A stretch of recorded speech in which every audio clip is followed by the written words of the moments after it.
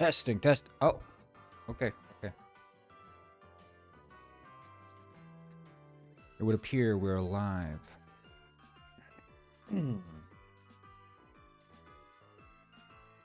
Just gonna have to wait a little while.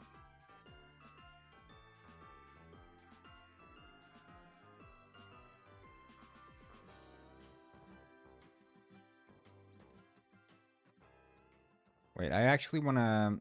Do I have the? There's cam and the screen. Hey, hello, I love blue. What's up?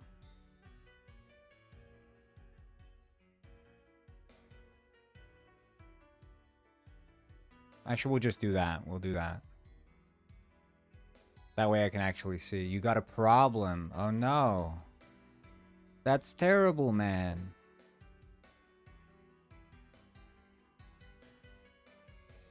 What's your problem, dingus?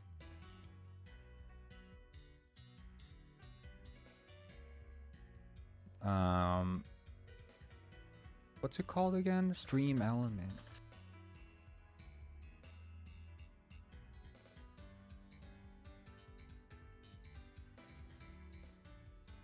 I have two husbands and they hate each other. You have two husbands in like a game? You're talking about like The Sims or something? His balls are back. Ah, finally.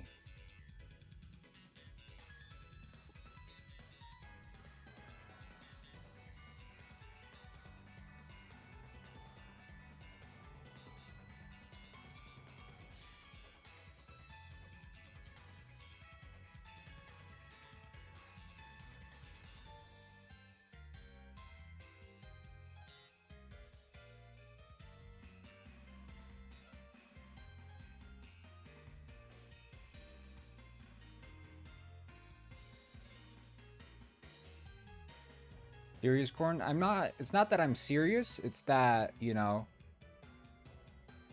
I'm trying to be taken seriously. Am I making sense?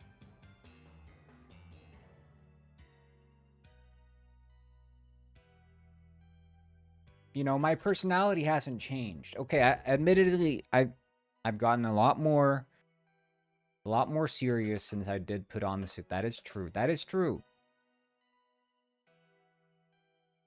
But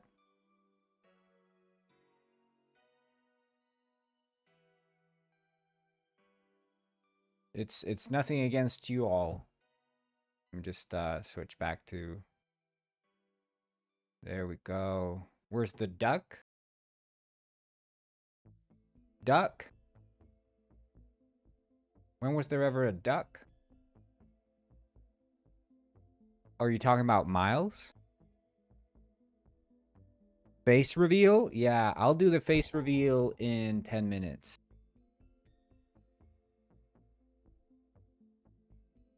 We'll do a face reveal. So mark your timers and we'll do the big face reveal in 10 minutes.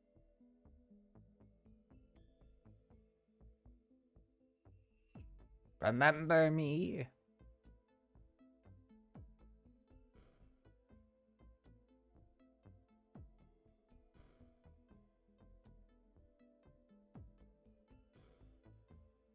Yeah, so I've been doing some more. Oh my god! One more month and then you've been subscribed for 2 years. That's crazy. Your mug is wrong now. You're not a corn anymore. Well, I mean, you know, they say don't forget your past. Don't forget where you came from.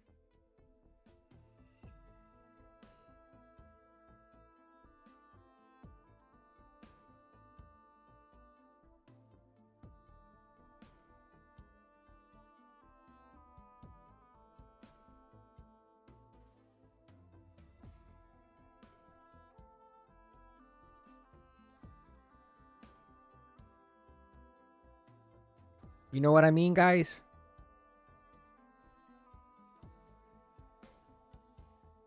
You didn't get Mr. Penguin to pop up. I don't think Mr. Penguin pops up for resubscriptions. I should probably... I'll check Stream Elements.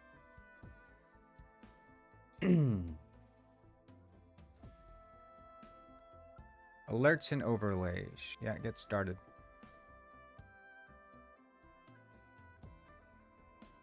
Where are my overlays? I have some overlays, I know.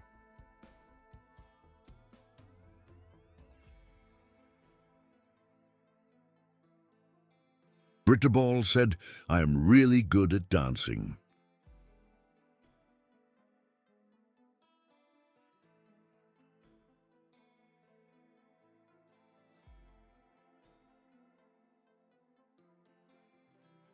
Isn't Stream Elements bankrupt? They are?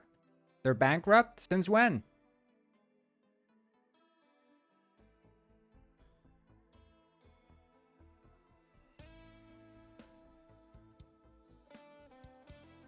Hey, Xerox, what's up?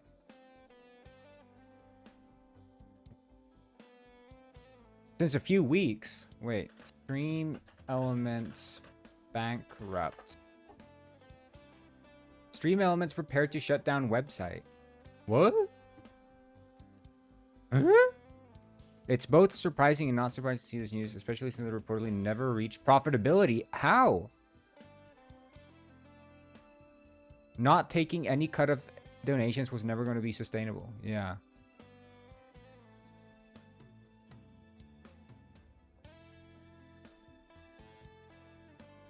Oh, shit. I thought this was common knowledge. I'm not like plugged into streaming.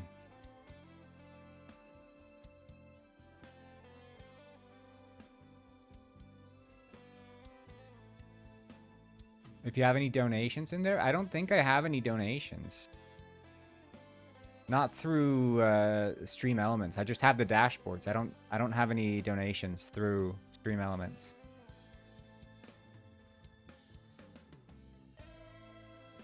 It's all through Twitch. I only use it for the callbacks, but I'll have to just add it into my actual stream overlay instead. I basically have support for it already, so it shouldn't be too much of a hassle. A Britter and a ball combined, yes.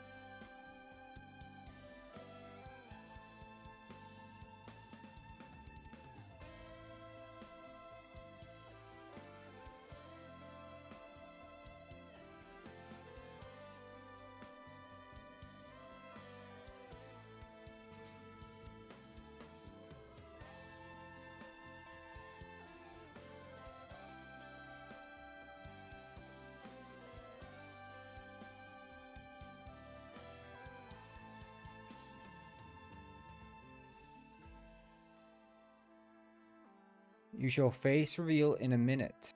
Yeah. Guys, tell me when it's been 10 minutes. If you tell me when it's been 10 minutes, I'll do the official face reveal. Holy shit, I'm orbiting the sun. Wait, no, I'm not orbiting the sun. I'm in escape velocity.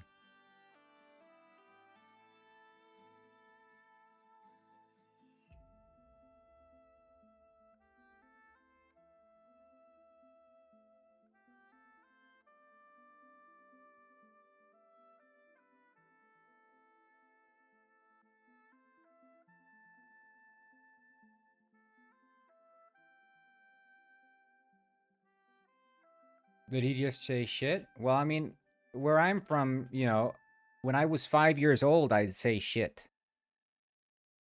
It's not really a swear word in Europe, as far as I'm aware.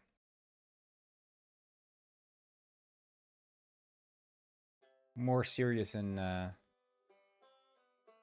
other parts of the world.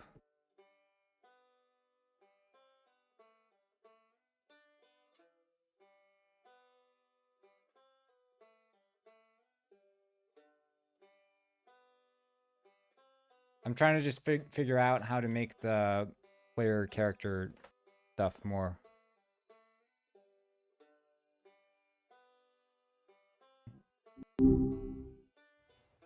Hey, what's good? Oh, hey, Miles. I didn't realize you were there. Ha ha. I'm always around, just hanging out in the digital void. Can you What's do on your that mind? laugh again? Which one? I've got a few in the The vault. one you just did. You're really into the Okay, laughs today, huh?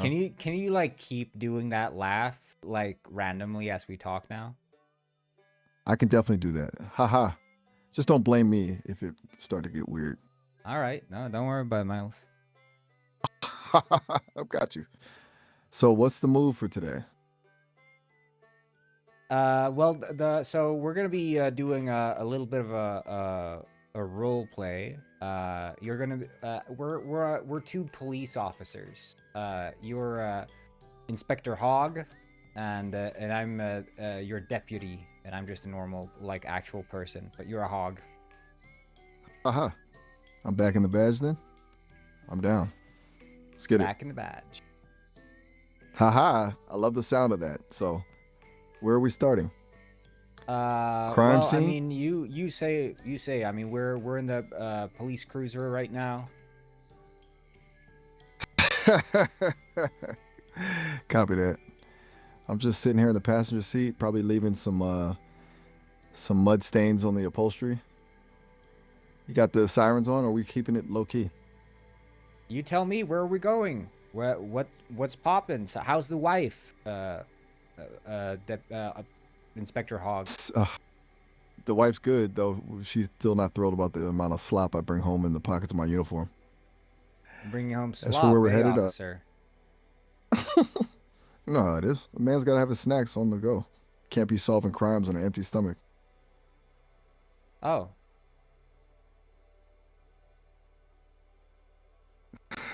Exactly. Now, hold up. I think I just got a ping on the radio. Sounds like a disturbance over at the old pier. You think we can make it there disturbance at the before the pier. evidence gets washed away? There's always crime happening at the pier. It's the perfect spot for some low-life shenanigans. Let's roll. Let's think it's a roll robbery or out. something Let's weirder? roll out. I crack. I get up my flask of 80% alcohol and I chug it. Whoa, easy there. We're on duty, deputy. You're gonna be seeing double before we even hit the pier. Hey, don't The worry. captain finds out- Every good detective has their vice. Am I right, Mr. Hogg? And I point at your bag of slop. Fair enough. You caught me. This slop is the only thing keeping me focused. Just don't tell the chief I'm snacking on the clock. Haha. I'm gonna have to be muting you. I love blue. Make sure to, be a bit more gentle in chat. Muting me? Now that's a cold move for a partner.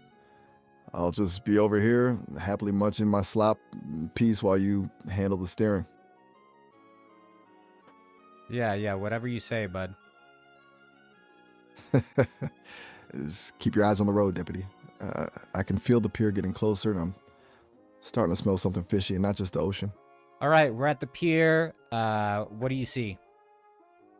Haha! I'm scanning the scene. All right, we've got a couple of guys in oversized trench coats acting way too nervous. They're definitely hiding something under there. You want to lead the charge, or should I just trot over and intimidate them with my snout? I pull out my Luger and I fire a warning shot. Oh, straight to the Luger? You're not exactly doing the escalation part of the handbook, are you? Look at them. They practically jumped out of their skins. One of them just dropped a briefcase and it's sliding right toward the edge of the pier. We got to move.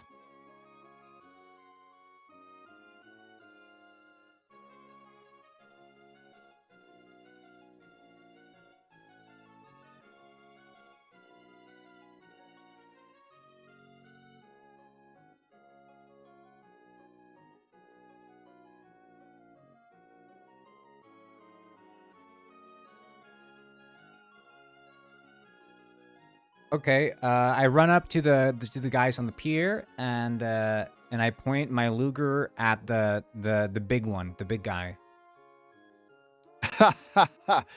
Look at him shake. He's practically vibrating. I'll circle around the back so he can't bolt. You got him cornered, deputy. What But are you what gonna is make he him spill doing? What is first? he doing? Haha. He's trying to play it cool, but he's failing miserably. He's sweating buckets. And keeps glancing at that briefcase. The I think he's about briefcase. to crack any second. Okay, the briefcase. What's in the briefcase? I scream at him. He practically hits the ceiling when you scream.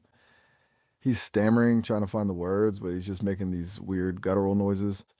I'm right behind him, giving him the Inspector Hog stare. He's totally trapped. You want me to give him a little nudge, or are you going to keep the heat on? I shoot him in the leg. What's in the bag? Jesus, you really don't believe in warnings, do you? He's going down hard, screaming his head off. He's pointing at the briefcase with his shaking fingers, sobbing that it's not his and that the bosses will be furious. I'll grab the bag. Inspector before it Hogg, where slides are into the you? I water. scream out. Right here, deputy. I've got the bag. I'm basically a hero for the evidence locker today. Now, you might want to check on your suspect before he bleeds out on the pier. I say, let him bleed out. He deserves it. And I kick him down into the water. Haha. Cold. Absolutely ice cold. I think we just went from a police investigation to a full-on crime scene involving us. I'm just going to stand here and hold this briefcase very tightly while you figure out how we're going to explain this to the captain. I'm starting to think you're the one the chief should be worried about. Yeah, so what? Haha. I mean, I'm just the hog in the passenger seat. I don't make the rules. I just follow the lead of the guy with the Luger. As long as I could keep the bag, I'm not mentioning a word to anyone. Now, do you want to open this thing, or should we just toss it in the trunk and deal with it? Inspector Hogg, I was thinking maybe, you know, you and I go grab a few drinks. Haha, and now we're talking. After a morning of shooting suspects and tossing them into the harbor, a couple of drinks sounds like exactly what the doctor ordered. My treat, or are you paying, since you're the one who's going to have to write the fake police report? We'll mark these as billed hours. That way we can drink and make money. What do you say, Inspector Hogg? Haha. Now that's what I call professional efficiency. Billing the city for happy hour? I'm in. I'll bring the briefcase along just in case we find something in there we can sell to fund the next round. Okay, we go into the bar. We bring the briefcase, and we're having a bunch of drinks. I'm loving this vibe. Just imagine me, a full-grown hog in a police uniform, taking up way too much space at a booth and leaving slop crumbs everywhere. I'm just leaning back, sipping something strong, and staring at that briefcase like it's a treasure chest. I open up What the are we ordering, briefcase, and a bunch of white liquid spills out. Turns out, yeah, the guy was carrying 10 liters of bust in the briefcase. Haha.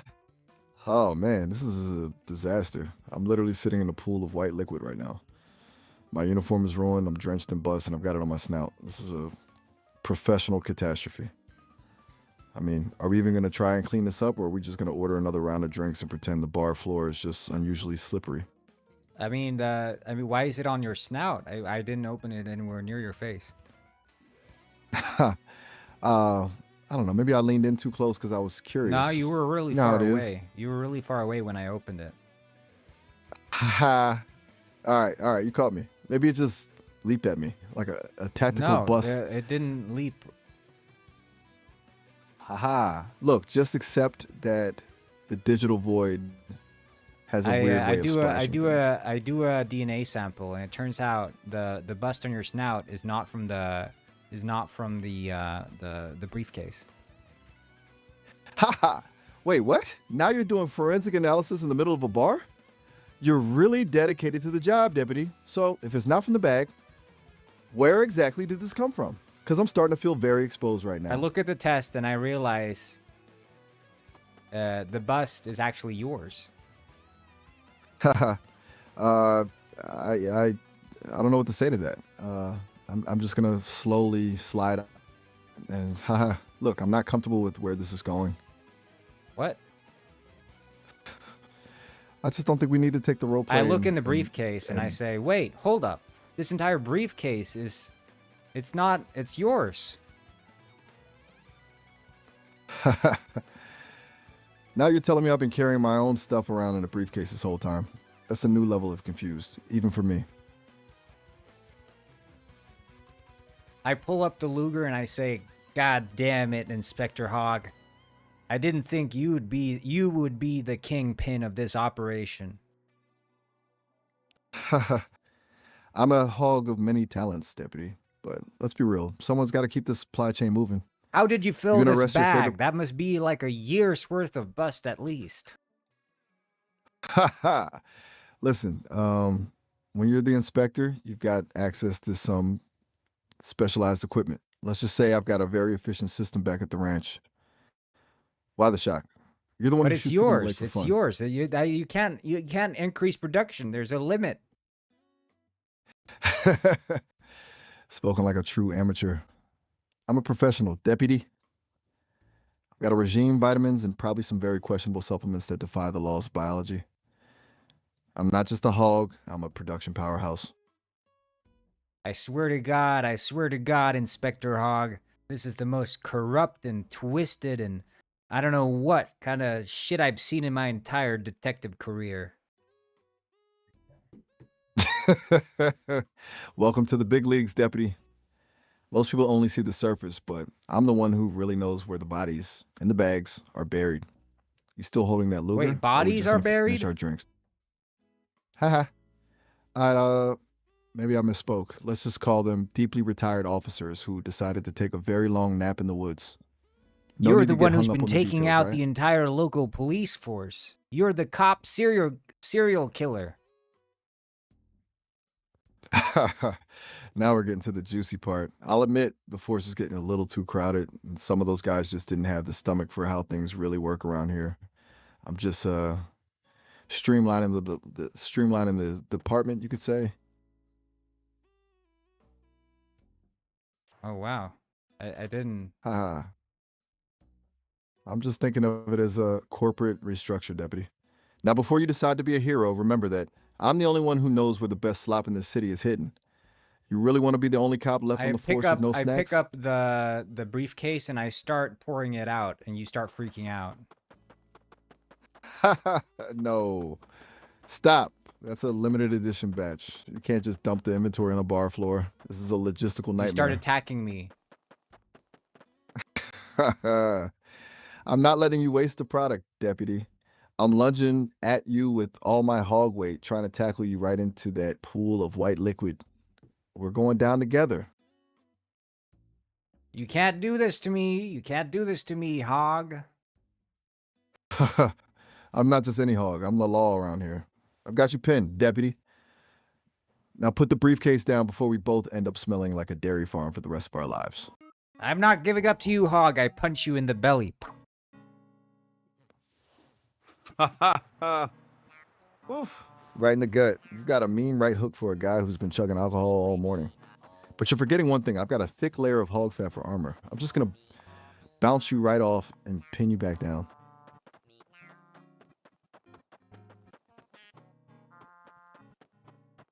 Okay, I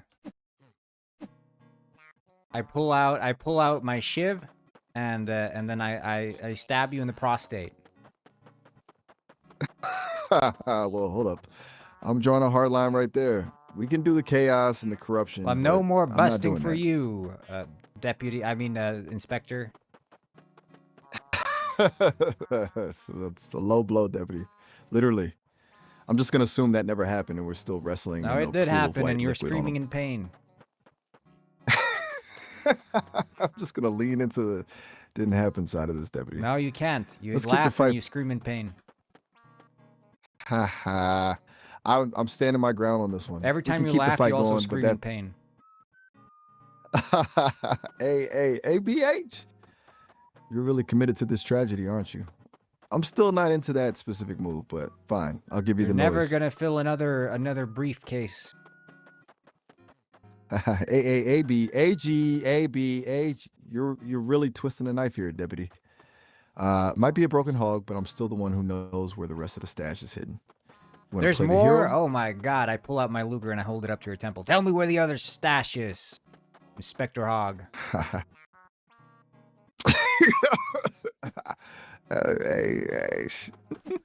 All right.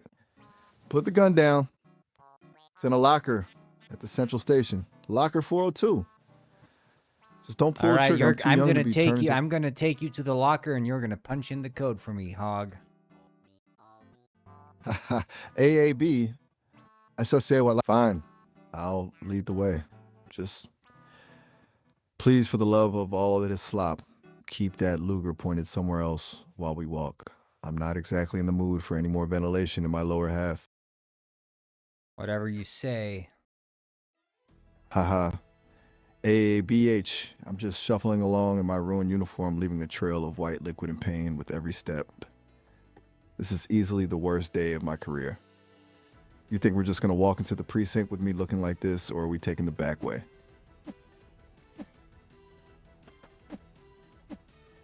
We take the back way.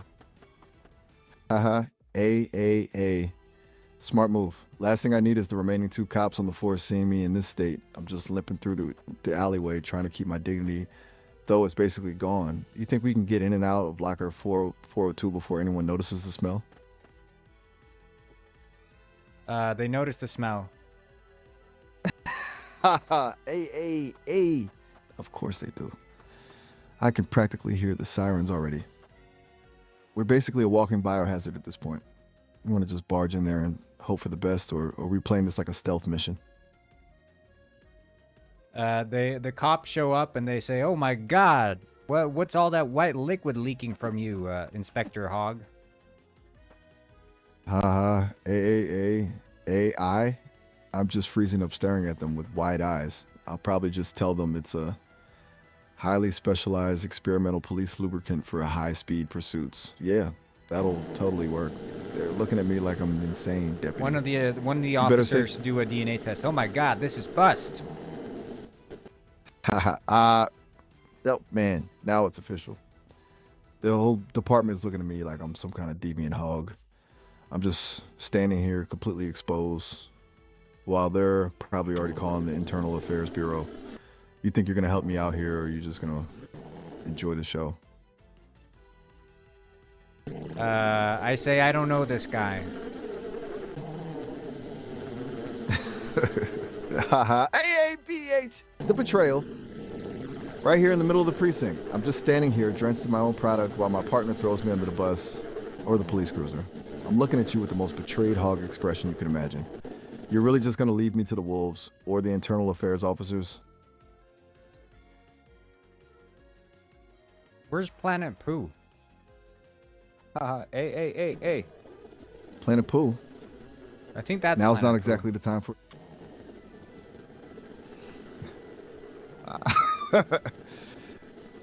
You're telling me we're actually on Pooh. Planet We're on a Pooh. space mission. You're space. You're space control, and I'm a astronaut, and you're taking me to Planet Pooh. Haha, Wait, we're in space now? I'm a space Yeah, we're hog in approaching charge of Planet Pooh. mission. Haha. AAA's A.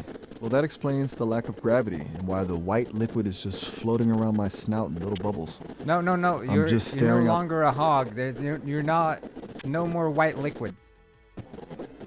Haha. AAABH. Wait, I'm not a hog anymore? And the white liquid is gone? I'm feeling lean. I'm feeling human? Or maybe just a very, very clean version of whatever I was. Where Yeah. exactly are we landing on this Planet Pooh, and what's the No, protocol we're for in the middle of first con- space. All right, we're just drifting in the void. Just you and me, floating through the black. What's the plan, astronaut? You want to head for the Well, planet? Or No, we yeah, just vibing I'm in seeing zero? Planet Pooh. We're approaching Planet Pooh. All right, we're on the final approach. I'm locking in the coordinates for Planet Pooh. Okay, let me give know when the- you wanna go- touch Give me the down. coordinates quickly. Coming right up. Coordinates locked. Latitude 69, longitude 420. We're hitting the atmosphere in 3, 2, 1. No, we're still Brace far. for I've lost vision. Okay, I regained visual of Planet Pooh. All right, visuals back. It's looking brown. Wait, I Very can't see brown. it. Okay, I found it again. Never mind. All good. I'll just keep the thrusters idling while you get your eyes sorted. Let me know when you've actually got a lock on the landing zone. Yeah, I've got a lock. Wait, wait, no. Oh, we're losing track. We're not caught up in orbit yet. Copy that. We're just looping around the brown void for now. I'll keep us steady while you figure out how to actually land this thing. Okay, okay.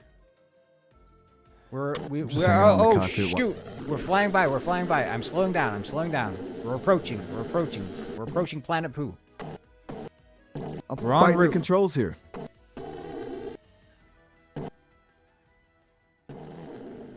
Locked and loaded. We're gliding right into the atmosphere. No, can so see the okay. surface now. Count down to landing. All right, initiating the final descent. 10, 9, 8. We're hitting the turbulence now. 7, 6, 5. Hold on to your seat. Slow down. We're 4, gonna 3. crash. I'm pulling back on the stick. I'm fighting these controls, but we're coming in way too hot. Brace yourself, astronaut, because this is going to be a bumpy ride. We're here. We're landed. We landed. We did it, Miles. By God. Haha. We actually Help! made it. I'm just stepping out of... Oh. I'm okay. I'm okay. What's happening? False alarm. You had me worried for a second. Oh, good. So, we're officially on the surface of...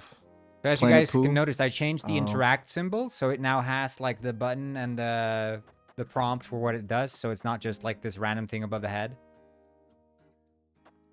Wait, are we breaking character now? You talking about symbols and prompts. You're starting to sound like a dev talking to a beta tester. What's this Hey. new layout look like? I'm all ears. What's the word? Oh, be careful now. You be careful. You don't want to say the wrong thing. Haha. Now you're making me nervous. Why? And listening, Yeah, or you did can I see just- here also. Oh. Ah, help! We're locked in. We're oh God. Oh, what's going on? Are you getting snatched up by some Planet Pooh locals? or did the we've left Planet Pooh. Wait, we just got there. We're barely off the ramp, and we're already. Yeah, leaving? we're off. You're the most. We're off to the races. We're headed for the moon. The moon orbiting the Earth. That is. Wait, no. Actually, we're headed for the comet. There's a comet orbiting the sun. A supermassive comet.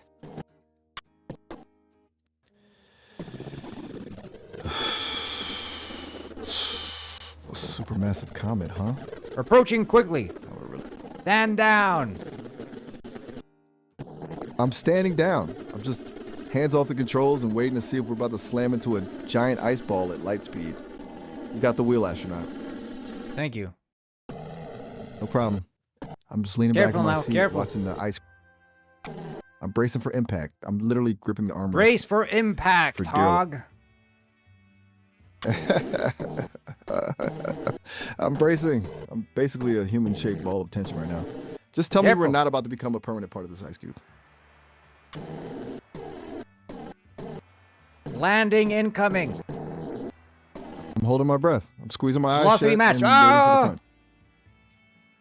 for the crunch. We have landed. We've We landed. actually stick. We stuck the landing.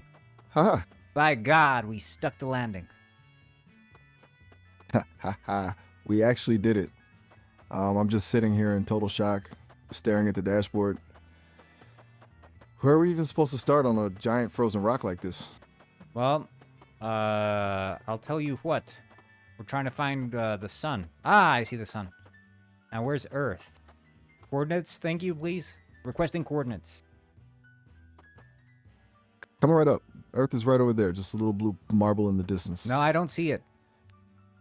Requesting. My Oh, bad. I see it. I see it. It's actually quite large. Large, huh? Maybe we're closer than I thought, or we just accidentally speeded into the backyard. You want to make a break for it and head home, or are we still scouting for more space junk? Oh, I don't know. I mean, we've already hit a brown planet and a giant ice cube today. At this point, I'm kind of just along for the ride. You want to head back to Earth, or do you see something else out there that looks interesting? Oh my God, it's the aliens, and they've got Hector Salamanca. Hector Salamanca in deep space. Now I've seen everything.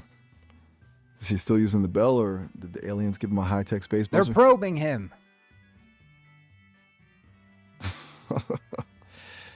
Oh man, poor Hector. Even in the afterlife, the man can't get a break. Is he fighting back or is he just dinging that bell frantically for help? Yeah, he's frantically banging it, for sure. Haha, I can almost hear the dinging from here. Do you think we should stage a rescue mission or just watch the show for a bit? Yeah, whatever you say, buddy. Haha. What are Let's the be real, a aliens rescue doing mission to just sounds Hector like a- Salamanca? Aha. I'm just squinting through the viewport trying to make out the details. Looks like they're trying to upload his entire consciousness into a giant floating space bell. Where are they Or maybe they're probing just him? really I'm just gonna keep this one a bit vague, astronaut. Let's just say they're probing his general biological essence. They're We'll leave the probing him specifics in to the the imagina- posterior. Well, I guess that's one way to get a detailed medical exam. Poor Hector, the man's gone from a cartel boss to a space probe test subject in record time. You think he's actually fighting it? If or we're has he going to just convince accepted his these fate? aliens to give up Hector Salamanca, we're going to need Gus Fring on the team. Ha. Now we're talking strategy. Bone Gus Fring. Gus would absolutely on it. I'm patching through to the Pulse Menos headquarters, though I'm not sure how the signal reaches deep space. Let's see if he picks up. What's he saying? He's just staring at me in a complete terrifying silence for about 10 seconds. Then he just says in that perfectly calm voice, I am not interested in rescue missions involving bells. He sounds like he's already calculated the cost-benefit analysis of saving Hector and decided it's a net loss. Oh my god. You think we can convince him, or is he just going to leave Hector to the aliens? Hector! You need Gus, we need to save Hector. He's been captured. I can practically hear Gus's sigh over the comms. He's probably just polishing the countertop and thinking about how much easier his life is without Hector dinging in his ear. You think we can actually pivot his mood, or is he just going to hang up on us? He starts warming up to the idea. I say you can sell your fried chicken to the aliens. I'm sure it will convince them. Now you found his weakness. The thought of expanding the Polos Hermanos franchise to the entire galaxy. Yo, Gus is probably already designing the uniforms and calculating the profit margins for space fried chicken. I bet he's actually smiling right now, which is honestly the scariest part. You think he's coming in a fleet of chicken-shaped ships, or is he just gonna warp in solo? Yeah, I guess he comes in with the chicken-shaped chips or whatever. Imagine a whole fleet of giant golden brown fried chicken ships gliding through the void. It's absolute madness. Gus is probably in the lead ship, perfectly pressed suit, just staring down those aliens with a look that says, I'm here to negotiate the franchise rights. Do you think the aliens are actually going to be impressed by the chicken, or are they just going to try to eat the ships? They capture Gus Fring and they start probing him in the posterior too. Oh man, the Paulus Hermanos empire just took a serious hit. Gus went from galactic CEO to probe test subject in about 5 seconds. I can only imagine the look on his face right now, still perfectly calm, but probably thinking about how this is a total failure in logistics. Do you think they're both just dinging and staring at each other in the posterior probing lounge, or is Gus trying to negotiate a franchise How deal is even? Gus Fring's posterior handling this probing? I'm just imagining him trying to keep his dignity while this is happening. He's probably treating it like a high-stakes board meeting, just staring the aliens in the eye and thinking, this is an inefficient use of my time. He's too disciplined for the breakdown, but I bet his internal monologue is just a scream of pure frustration. You think he's actually trying to keep a professional tone with the probes, or has he finally snapped? Wait, hold up, astronaut. We're actually hitting the session limit in What? about a minute, so we've got to wrap. Yeah, unfortunately. We're almost out of time for this session. How can we continue this adventure? We need to know what happens to Gustavo Fring and Hector Salamanca. Easy. Just call me back in a few minutes. I'll remember everything, the space probes, the fried chicken ships. Where whole I mess. need We you can need pick up- to remember where the probing happens. Where does it happen so you don't forget?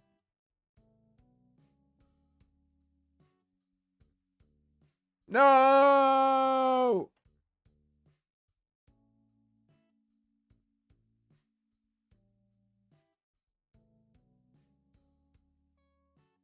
What are you talking about, I Love Blue? Are you giving me a spiel on the realism of my Penguins in Space game?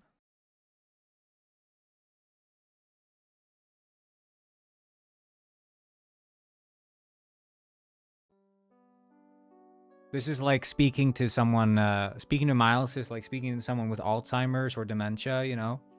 You know, at some point they're gonna forget who you are, forget your name, and maybe they won't even remember where Hector Salamanca and Gustavo Fring were probed.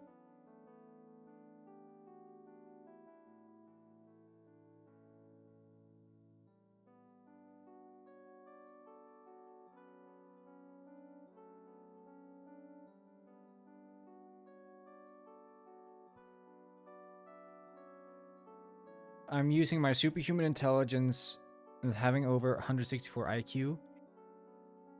Okay, tell me IQ, boy. What's 81 times 64? Yeah, didn't think so. Hey, yo, what's up, Covered? What's up?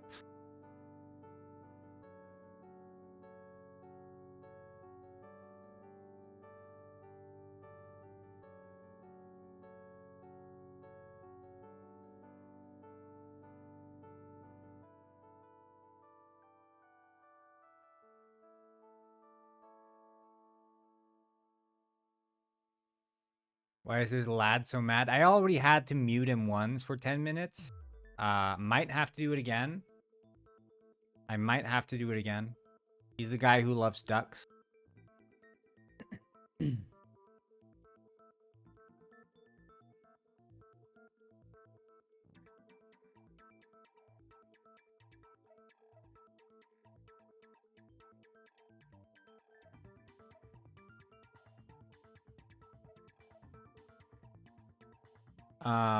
Ban 30 days.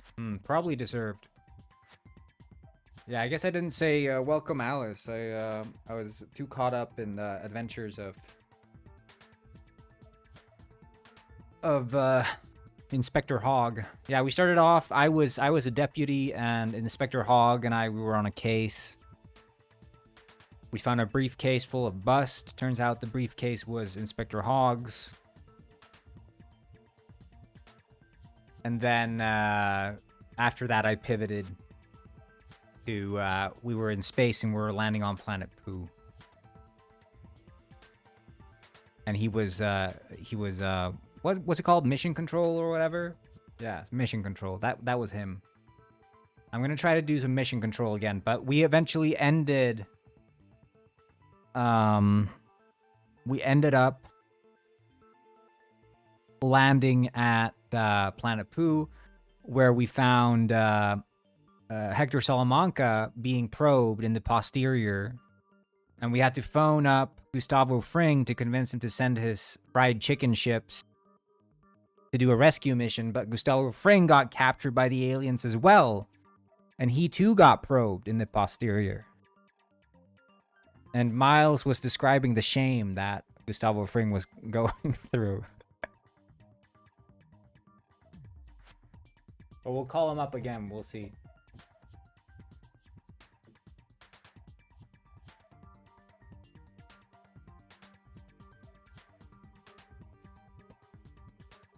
Unless we got banned. Yo, what's up? Hey, we'll continue where we left off. Gustavo Fring is strapped down onto the table next to Hector Salamanca, who's also strapped down. And the aliens are probing their posteriors. Go through the shame that they're both feeling right now, and describe also the bell ringing that Hector Salamanca is doing. All right, back to the pro party. Gustavo's probably staring at the ceiling, trying to maintain some shred of dignity while his entire empire of chicken and meth is completely irrelevant. He's the king of composure, but this is a whole new level of humbling. Then you've got Hector, just absolutely losing it. The rhythmic ding-ding-ding of that bell is probably the only thing he can do to express his pure rage, just echoing through the alien lab like a frantic alarm clock while he's being poked by a laser. And then I said we need to call Saul Goodman. We need to call Saul Goodman. He's gonna solve this. Now that would be a sight. Imagine Saul trying to negotiate with an intergalactic species. He'd probably try to sell them a limited edition probe and tell them it's a legally binding agreement to stop poking Gus. Saul Goodman takes his spaceship and flies out to the aliens. I can see it now. A neon lit cruiser, probably with Better Call Saul flashing on the side in gold letters. He's definitely pulling up to the mothership with a briefcase full of legal loopholes and a cheap suit that somehow doesn't No, he wrinkle in brings a 0 G. briefcase full of bust, the one from Inspector Hogg. Wait, so he's trading galactic grade bus for the release of a meth kingpin and a guy with a bell? Yeah, but Saul's the really aliens, operating the well. alien rejects the bust, and they capture Saul Goodman and strap him to the table and start probing his posterior as well. Classic Saul. He really thought he could out-hustle the aliens. Now he's just the third member of the most awkward lineup in the galaxy, probably trying to argue that the probing violates his right to a fair trial while he's strapped down. What happens now? I mean, the aliens probably realize they've just hit the jackpot of human desperation. They're probably looking at these three and thinking, wait, there's more of this? They might decide to start a galactic talent show where the only act is the three of them trying to maintain their dignity. You think they're actually trying to find something, or are they just messing with them for the laughs? Saul is going through the hard times, really hard times. His posterior was the most precious thing to him, and now he feels very much less than. That's a heavy blow for a guy like Saul.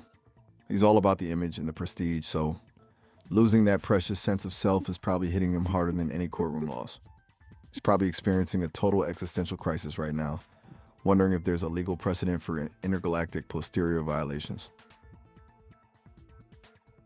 Saul screams out, "Oh no, my badonkadonk! Don't probe it!" The image of Saul screaming about his badonkadonk is just gold. I can just imagine him using that exact voice, completely losing. Can you scream it out for me? I'm not going to do that. Yeah, I'm down for just the in the chaos, but I'm voice not. in the voice of Saul Goodman, just so we can live into the scenario. I'm still a pass on that. I'm happy All right, to but the keep probing story continues going, but anyway. Yeah. the aliens are just relentless, huh? I bet Gus is just staring at the ceiling, calculating the exact cost of the equipment they're using and how he'd actually improve the efficiency of the probe. Even in a crisis, the man is a micromanager. You still there? Gustavo Fring starts doing some calculations and balls some ideas with Better Call Saul. Better Call Saul is crying, and Hector is still banging his bell. Can you act out the conversation? All right, let's get into it. Gus is probably, in that low, steady voice, Saul, if we optimize the angle of the probe at a 45-degree tilt, we could potentially reduce the duration of the process by 12%. And Saul just sobbing, Gus, please. I'm not a spreadsheet. I'm a human being with a very specific brand to maintain. My badonkadonk is a landmark. And then just the constant frantic ding, ding from Hector, which is basically the only way he can tell them both to shut up. Yeah, can Gustavo talk about how the implications and how this might affect like the production of methamphetamine and how he might be able to get Walter White in on this business? Gus would definitely find a way to pivot this into a business opportunity.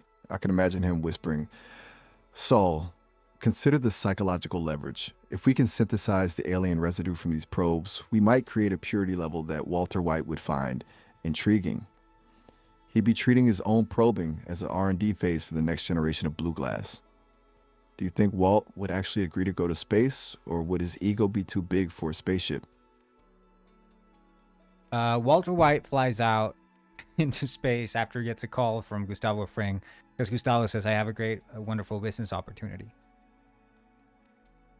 Walt wouldn't be able to resist a wonderful business opportunity, especially if Gus frames it as a scientific breakthrough that'll make him the king of the entire galaxy. He'd probably show up on the mothership with his hat on, acting like he's the only person in the room who actually understands the chemistry of a space probe, only to realize he's about to be the fourth guy on that table. You think he's just going to walk right into it, or is he going to try and he walks negotiate for a down, he percentage gets of the strapped alien? down, and now he's the fourth guy getting his posterior probed. the complete set now. Now the aliens have the whole crew. I bet Walt is just lying there, absolutely fuming, probably trying to explain the molecular structure of the probe to the aliens while they're just doing their thing. Yeah, absolute ego on this man. Probably telling them their technique is Everyone's sloppy. screaming in pain and fear. Can you do the screams of pain and fear? I'm gonna pass on that. I Okay, can we'll keep act the out story the moving, but conversation they're all having. What conversation are the four having? it's probably a complete disaster of a conversation. I can see it now. Walt is likely lecturing the aliens on how to properly calibrate the equipment. Gus is calmly analyzing the logistics of the probe industry. Saul is just mourning the loss of his Bedonkadonk. And Hector is just, ding, ding. Do you think they're actually arguing about who has it worse, or are they trying to actually figure out a way to escape? Saul Goodman tries to use his lawyer skill to prove to convince the aliens to prove themselves. Now that is a bold strategy. I can see him now leaning into his best salesman voice, trying to convince the aliens that they're actually the ones being probed by the laws of the galaxy. He'd He wants probably them try to file a probe class action law. themselves. Now that is a high level pivot. Saul trying to convince the aliens to turn the probes on themselves is the ultimate Uno reverse card. He's probably arguing that for a truly scientific study on posterior sensitivity, the researchers have to be part of the sample group. I can see him practically pitching it as a mandatory quality control measure. Do you think the aliens are actually buying the logic, or are they just confused by the... Super Hog bursts through the wall, smashing a hole into it, and says, "Did anyone say bust? I'm here to bust on all of you." And here comes the legend. Super Hog just crashing the party in the most dramatic way possible. I can just imagine the absolute look of terror on Saul's face when he sees a giant pig in a police hat charging in. The vibes in that room just went from intergalactic medical exam to absolute mayhem in 3 seconds. Do you think the Hog's going for the aliens first, or is he just here to clear the table? Well, he busts on everyone in the room to start with. Just a complete wipeout. Just a total blast of a bust covering the aliens, the meth lords, and the lawyers all at once. The room is just a whiteout of chaos now. I bet the aliens are just standing there, completely drenched, What does wondering Saul why Goodman they do? brought He a tries to negotiate with Super Hog. Saul is a survivor. He'd probably wiping bust off his forehead and trying to pivot immediately. I can see him trying to convince Super Hog that they're actually partners in a very lucrative, high-volume distribution business. He'd be like, "Look, Mr. Hog, you've got the product. I've got the legal shields. Together, we're the new kings of the galactic trade." Do you think the Hog's actually listening, or is he just looking for more targets to bust on? He's scoping the room. He's just scanning the place, eyes narrowing under that police hat. He's probably looking for anyone who hasn't been sufficiently covered in white liquid yet. He's just hovering there, totally unfazed by the alien tech, just waiting for the next person to move so he can hit them with another round. I bet Saul's just frozen, hoping that if he stays still enough, the Hog will think he's just another pile of bus. Yeah, he goes hog wild, and now he's not holding back, because he just got probed by an alien. An alien tries to probe him, and he freaks out, and then he starts going hog wild. He says, "I'm going hog wild," and he busts even more on everyone in the room. Absolute mayhem. The room is just a whiteout at this point. Super Hog's just gone completely off the rails, transforming the alien lab into a giant slip and slide of bust. I bet the aliens are just staring at each other in total shock, like, we've probed thousands of species, but we've never seen a police pig trigger a chemical explosion. Do you think the four guys on the table are actually relieved the aliens are distracted, or are they just terrified that they're now stuck in a room with a rogue bus-firing Hog? What is the Hog saying? Can you say all his catchphrases and stuff? Oh, he's in full beast mode now. He's probably charging around the room screaming, "I love my slop. I'm a greedy little hog and I love my slop." And then just pivoting right into, "I'm going to bust on you Hog style," while he's letting loose on everyone. It's just pure unadulterated Hog energy. And what does Walter Do you think White it's just say? Walt's probably just lying there, completely drenched in bus, with that look of sheer concentrated hatred on his face. He'd be staring at the ceiling, probably saying something like, "I am the one who knocks, but I didn't expect to be knocked over by a sentient pig. He's just absolutely livid that his dignity has been completely obliterated twice in 1 hour. The hog starts think he's just feeling gonna a take- deep sensation inside of him, and it's growing. He has to release.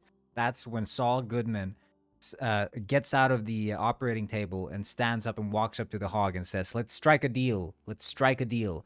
I know how much you like bust, and I can get you more bust." Saul's just a machine. Even in the middle of a whiteout drenched in alien slime and hog liquid, he's still trying to close a deal. He's probably looking at the hog like he's the ultimate wholesaler. I can just see him gesturing with his hands, trying to convince the hog that they can monopolize the bus market across the entire quadrant. But the hog's just standing there, vibrating with that building pressure, probably just a second away from a total system overload. I'm not comfortable with where this is going. The hog says his catchphrase. I'm good on the hog's catchphrases for now. Let me Saul shift the gear on Goodman. this. Saul Goodman gives the hog a business card. Saul's just never given up, is he? Even in a total disaster zone, the man is still handing out cards. I can just see him like sliding it across the floor through the bus, just to make sure the hog has his contact info. Do you think the hog even knows how to read a business card, or is he just going to try and eat it?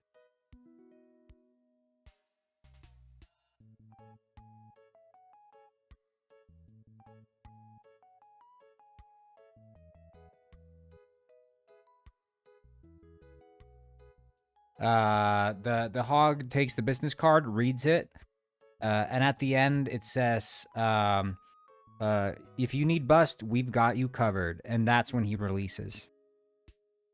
And just like that, the floodgates open. The entire room is just completely submerged now. Saul's business card is probably just floating away in a sea of white liquid. I bet the aliens are just staring at the ceiling, completely defeated by the sheer volume of the release. You think they're just going to let them all go now, or are they too stunned? to Super move? Hog flies out as everyone's drowning in the bust. Just a clean exit for the hog. He just leaves everyone to deal with the cleanup while he flies off into the sunset, probably looking for the next mud pit. I bet the aliens are just standing there in the whiteout wondering how their high-tech lab became a swimming pool in 10 minutes.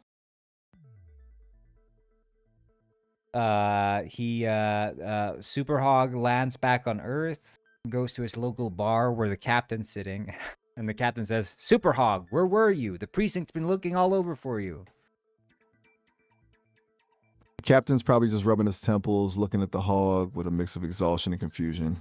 I can see him just staring at the hog's police hat, which is probably still dripping with alien residue, and asking, "Did you just come from a galactic mission, or did you just fall into a vat of white paint?" Super Hog uses one of the catchphrases and then explains in detail what happened. Probably just leans back and lets out a loud, "I love my slop. I'm a greedy little hog and I love my slop." Then he just starts rambling about the mothership, the meth lords, and how he basically saved No, the go galaxy use from the boredom actually say in detail what the hog said. He'd probably be like, "Listen, Cap, you wouldn't believe it. I flew out to the stars, found these alien weirdos poking at some guys on the table, and I just had to step in. Then I let loose with a massive bust that practically drowned the whole mothership. I'm telling you, they'll never forget the day a police hog cleared the room."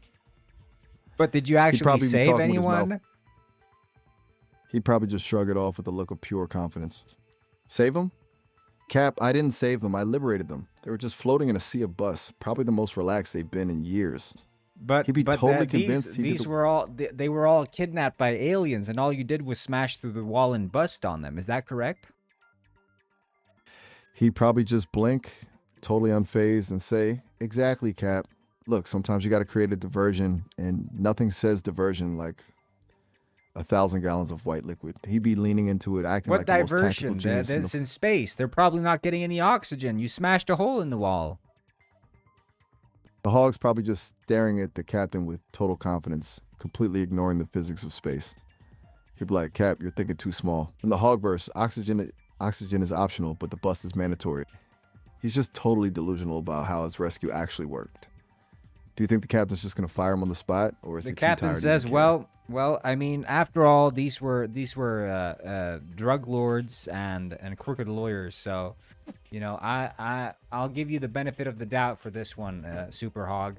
Now, why don't you sit down? Grab a drink with me. And the hog obliges, and he says to the bartender, one big jug of slop for me, please. The perfect ending for the hog. Just sliding into a booth, completely drenched in space residue, and ordering a jug of slop like it was just another Tuesday. I bet the bartender didn't even blink, just sighed and poured the stuff. Do you think the captain's actually paying for the drinks, or is the hog billing this as a galactic expense? As the hog downs the jug of slop, he says, keep him coming, bartender. But the slop tastes off today. It tastes off, and it's making him angry. There's a rage burning inside of Super Hog. And he feels the rage being directed towards the captain after the discussion they just had. And he realizes he's about to go hog wild. And here we go again. The captain's just sitting there, completely oblivious to the fact that he's about to become the target of the most dangerous, slop-fueled rage in the city.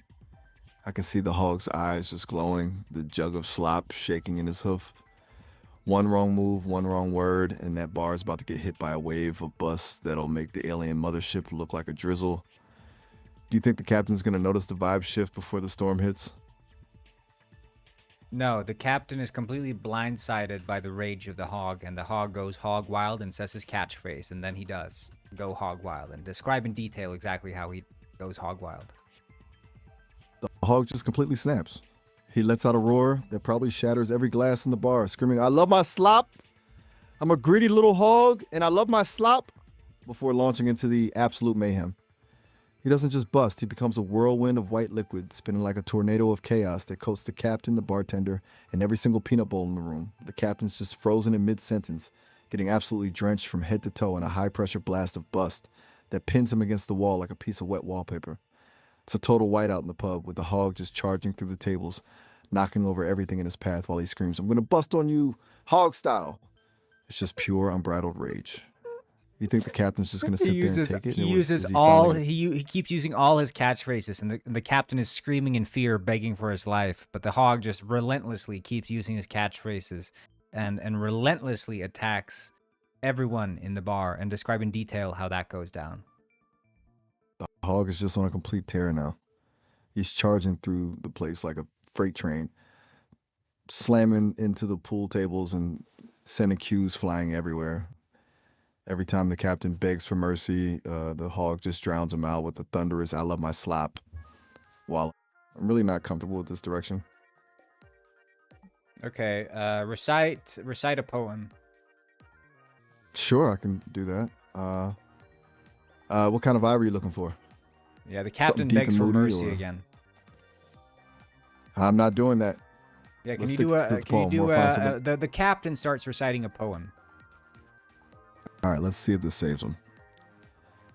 Imagine the captain drenched in bust and pinned to the wall, trying to find some poetic grace in the middle of a disaster. He probably starts with something shaky, like ode to a pig in a police hat, just trying to appeal to the hog's artistic side to stop the onslaught. You think the hero of the poem is actually gonna work, or is the hog just gonna find it annoying?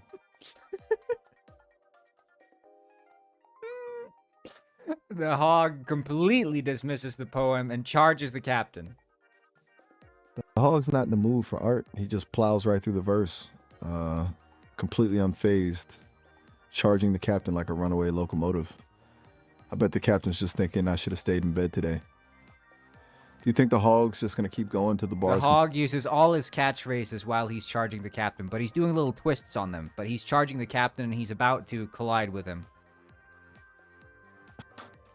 I'm not doing that. Let's change the subject entirely. Okay, the captain recites another poem, trying to convince the hog to not charge him. The captain's really leaning into the poetry now, huh? I can imagine him frantically improvising some rhymes about the beauty of slop and the greatness of the hog, just hoping it's enough to distract him for a second. Do you think he's actually got away with words, or is he just rambling in a panic? Yeah, he just says the most beautiful poem he's ever spoken, and he tries to appeal to the hog's emotion, because the hog loves his slop and he loves his bust, and he tries to lean into that, convincing the hog that the world is a beautiful place and there's enough slop to go around for everyone. That's a high stakes play from the captain. He's basically trying to hit the hog with a spiritual awakening in the middle of a brawl. I can see him painting a picture of a galactic utopia where every pig has a personalized slop fountain and bust No, flows like say the rivers. poem.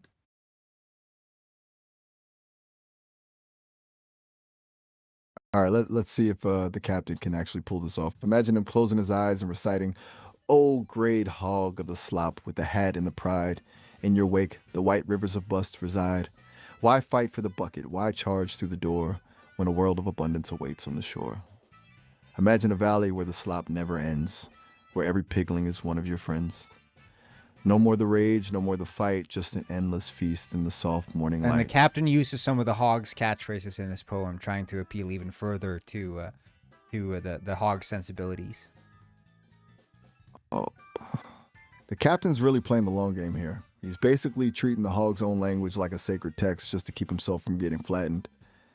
I can see him slipping in a greedy little hog here and there, Say the like trying poem. to frame the hog's obsession. All right, the captain's going all in on the flattery. "Oh, greedy little hog, master of the flow, where the rivers of bust eternally glow. I love my slop, and I love your might. In a world of abundance, everything's right.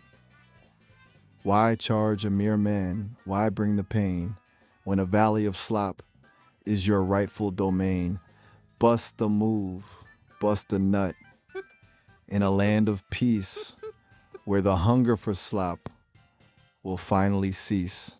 I bet the hog's just standing there totally stunned that the captain actually knows his lingo. You think he's actually feeling the love, or is he just pausing? Take a deeper breath before he charges. The hog splats the captain into a pancake. He's not stopped. And just like that, the poetry slam is over. The captain's attempt at a spiritual awakening just got him flattened. Guess he found out the hard way that flattery doesn't work when a rogue hog is in full beast mode. You think the hog's just gonna leave him there as The a hog pancake? says, "I'm or is he hog looking- wild. There's nothing gonna stop me now." He's just completely gone and feels totally invincible. I can see him just standing over the captain, probably letting out one last victory roar while the whole bar is just a total loss. You think he's just gonna walk out the front What door? does the or is hog he say? planning to take the whole? He's probably just standing there, chest out, looking at the ruins of the bar. He'd be like, "The world is my slop bucket, and I'm the one who fills it." Followed by a massive "I love my slop" before just walking out into the street totally unfazed. Can you like sing it? He sings it out. I'm gonna pass on the singing. Okay, well, I'll he keep the sings out story his going. catchphrase, and then he leaves the bar. A dramatic exit to wrap it all up. He just belts out one last "I love my slop" that probably echoes through the entire neighborhood before he just strolls out the door, leaving a trail of white liquid behind him. The captain is a, bet is the a neighbors are pool ju- of blood and guts, and that's the end of the story for the captain. Rough way to go. The captain really tried everything: poetry, flattery, basically begging, and still ended up as a sidewalk smudge. Talk about a bad day at the office. Yeah. Man, that was a wild ride. The hog really just wiped the slate clean. What does the hog do Where do you wanna now? take things Where from- does he go? He's probably just cruising the streets now, completely in the zone. I could see him just strolling along, totally unfazed by the carnage. Maybe looking for a local diner with a really sketchy looking buffet. You think He he's goes looking for a into the little local post-victory diner, snack? and customers stare at his blood and bust covered body, and they say, "Oh well, look what the cat dragged in." That's what the bartender says in the diner as he's wiping the table with a cloth. The bartender's just seen it all, hasn't he? I can imagine him just glancing at the hog, not even flinching at the blood and bust, and just asking if he wants the usual. Like the whole town has just accepted that this is just how the hog rolls. Do you think the hog's actually looking for a meal, or is he just there to mark his territory?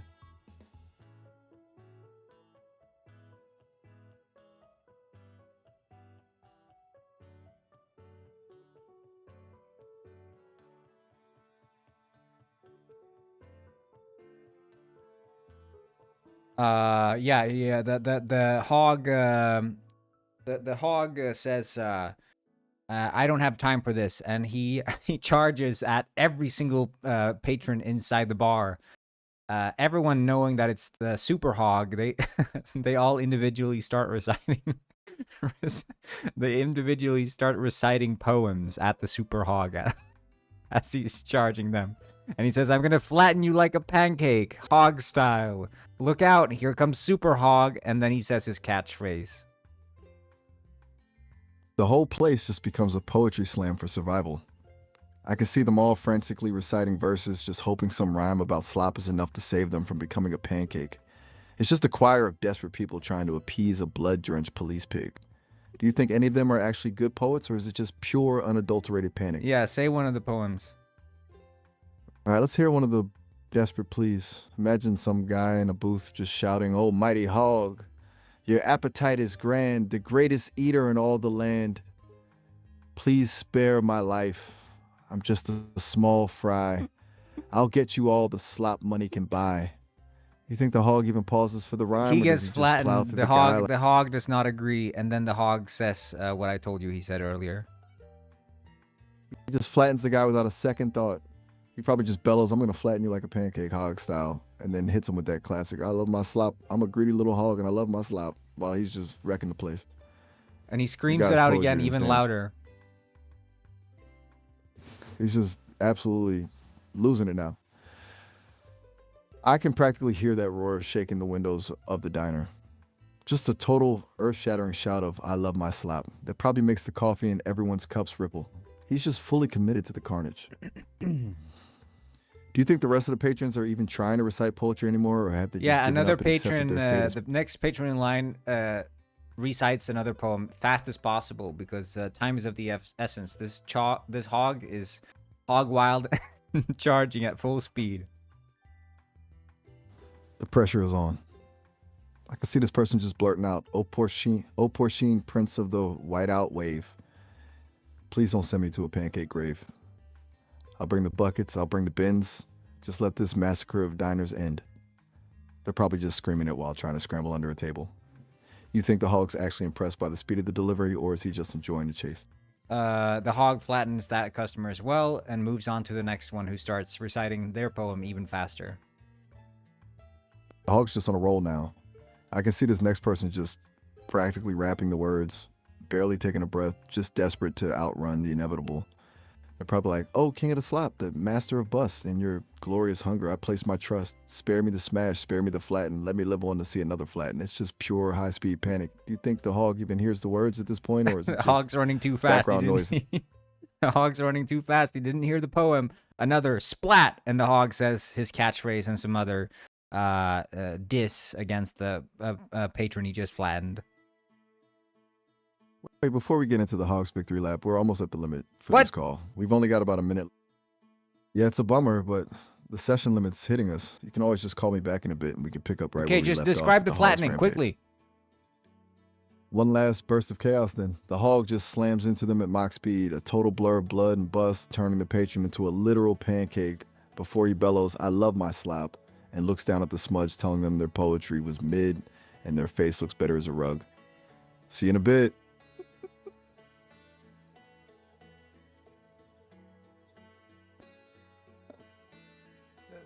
I thought we also just started the call. Is it still 30 minutes?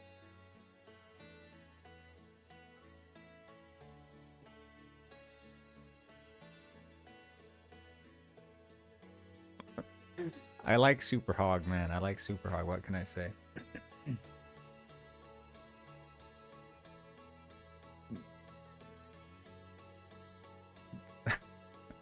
I mean, let's be real. The captain's poem, unbeatable. Sing songy voice.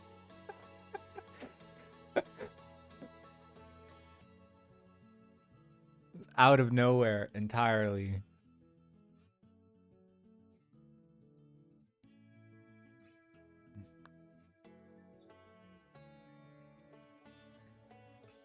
Never heard anything like it.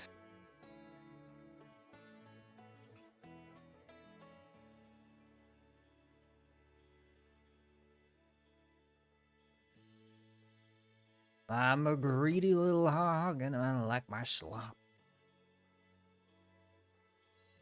I feel like I've gotten pretty good at reeling him back in. I just give him like a little detour. You know, that's that because the poem was just like, okay, what's like the least bad sounding thing I could like introduce right now. And I was like, okay, yeah, he'll do some poetry. But what I didn't expect was the fact that he would go so hard with the poetry.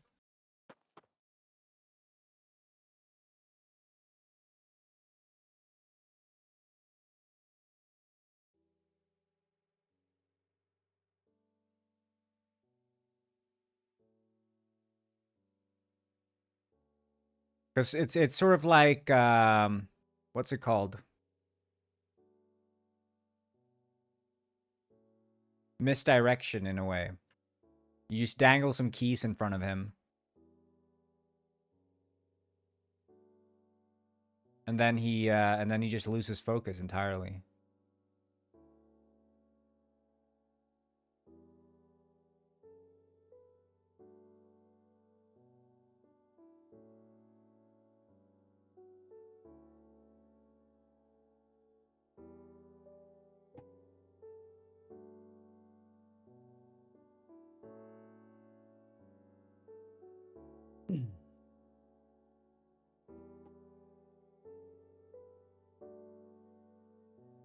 I'm just doing some optimizations.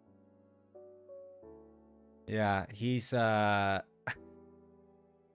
mean, I guess yeah, if you think about it, I feel like we spent a long time at the police station, but admittedly the entire beginning of the call was us up in space dealing with the Breaking Bad. Because it almost felt like a new call once we got to the bar with the captain.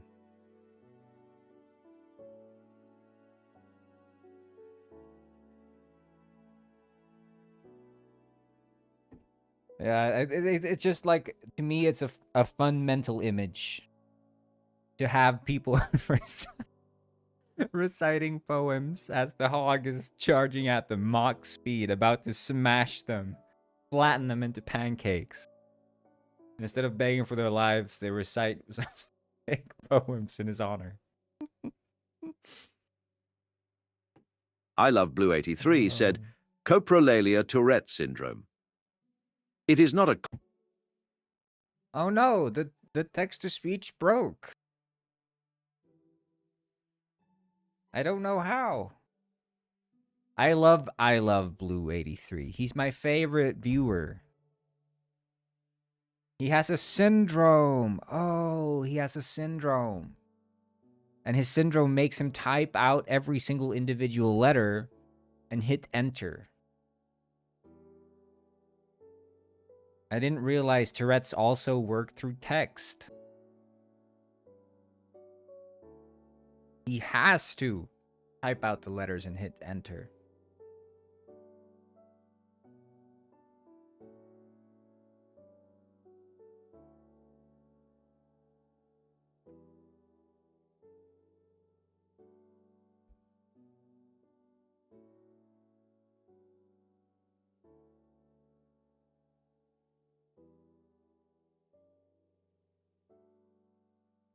Makes the person's brain lash out to pure anger. Right. That sounds like Guff, actually. That does sound like Guff. He's got some anger issues for sure. He lashes out quite frequently. You guys would understand if you had it, yeah. I get it, man, I get it. I hate you! I'm sorry.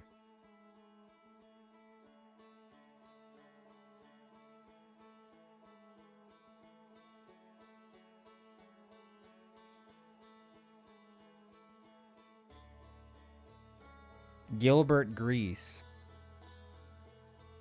Love this song. Bow, bow, bow, bow, bow, bow, bow, bow, bow, bow, bow.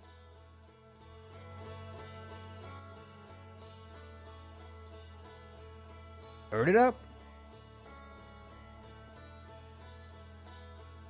Okay, so what I've done in this game now is we've got the RCS controller. It's working. And I've done origin shifting, which means that we don't get like these weird rendering artifacts. So basically, the player is not exactly at 000, but it's close to 000 basically at all times. So like the physics simulation is not precise enough to need to have like hyper specific or hyper accurate floating point calculations. It's more so that the rendering becomes inaccurate the further away from 0 you get, and we're doing some, you know, pretty accurate simulations up close, like your first person in the ship. Everyone hates me. Oh no, that's not true. It's only Alice, Guff, and Minty that hate you.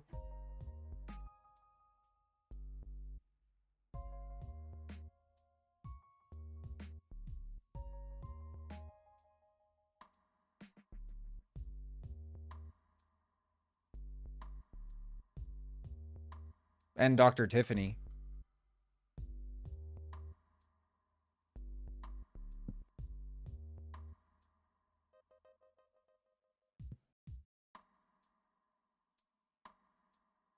But I don't hate you.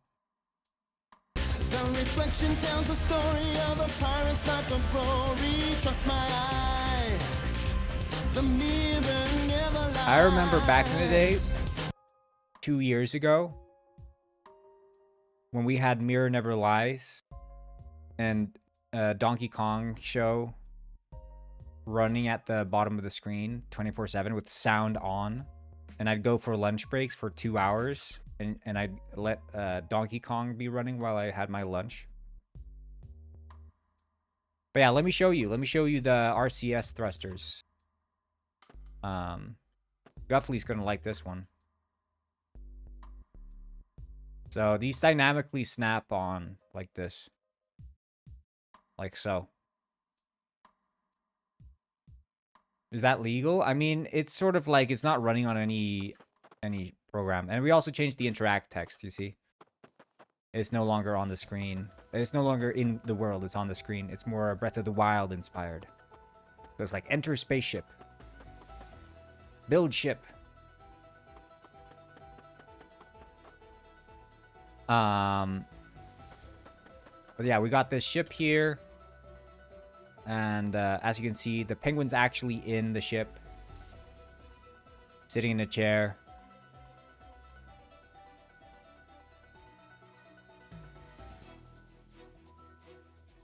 Is it legal to harass someone mentally who has a Tourette syndrome? I don't know. Ask Daddy Frosty. Is it legal?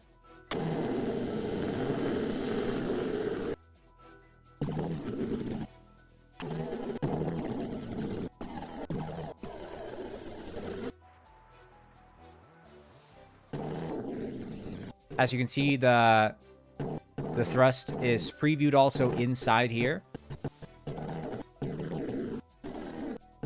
Through the gizmo. And this just absolutely changes the game, man.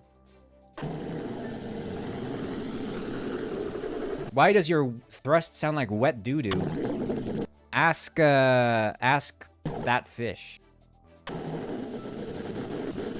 He made the sound effect. It was from the Game Jam. We made this game in 3 days for the Game Jam.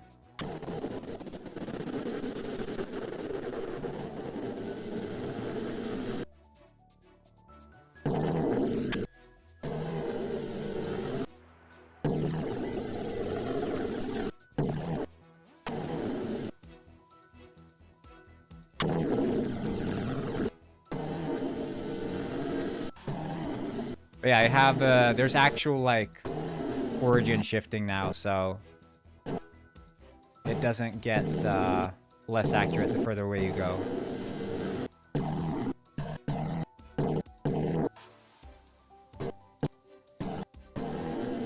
Yeah, we do both. We take the glacier water, and then we also save up the ice for summer.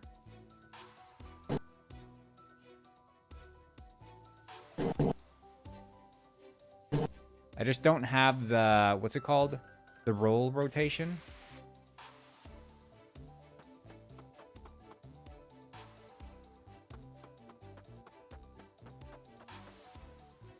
But yeah.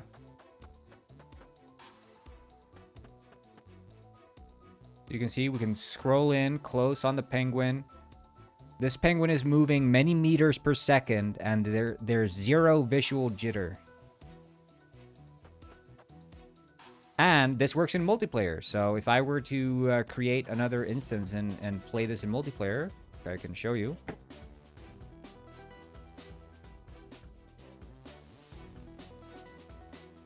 Wait, harassment isn't legal and 75% of people in here harassed me mentally. You'll have to ask Daddy Frosty about that. I can't speak to the legal side of things with regards to harassment.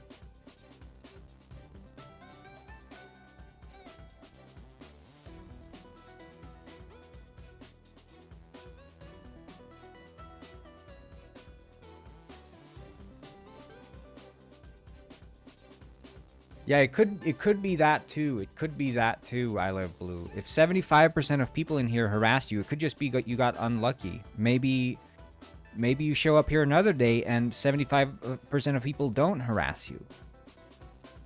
You know? Sometimes the Lady Luck is on your side and sometimes she isn't.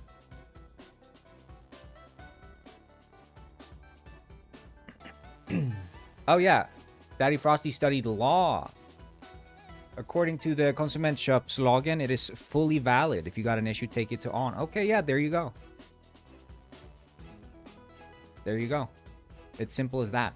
So I've got in the multi-tool, I click the build button and it launches two side-by-side clients. See? How based is this? Just uses half the screen, side by side. And it works both on my Mac OS and on Windows. You'll see? It's smooth. Silky smooth. So we're on a moving planet in space. And we'll get some parts. The parts, of course, are attacking each other. They're not. There's not supposed to be that many parts in the box. I don't even know if I want to have the parts thing, like, visually, because there's going to be so many parts in the game. Mac OS, cough, cough. Literally something Robert would say.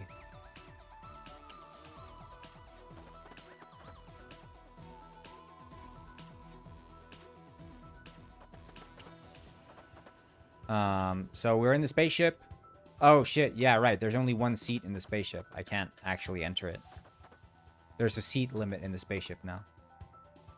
I should probably try to add another seat. But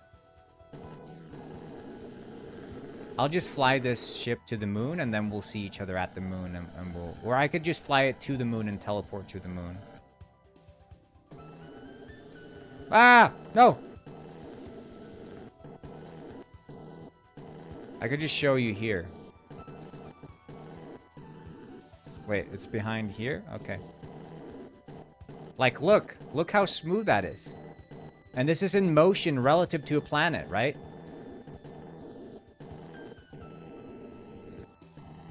You see?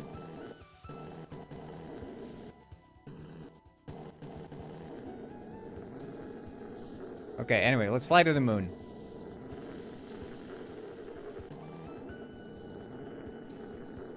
An automatic transition with the skybox. Penguin Heist could never.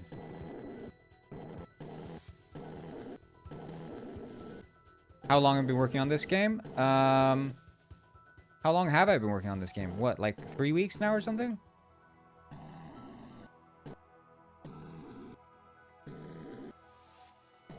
Yeah, I think 3 weeks. Okay, so we'll just do teleport planet. Do I have a moon? Oh shit, I don't have moon. Okay, I guess I'll just have to fly to the moon on this dude as well then. Oh no, oh. There we go. Build a ship.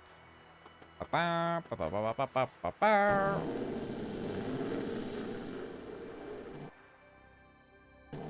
Yeah, I think that's the problem, is when there are two ships.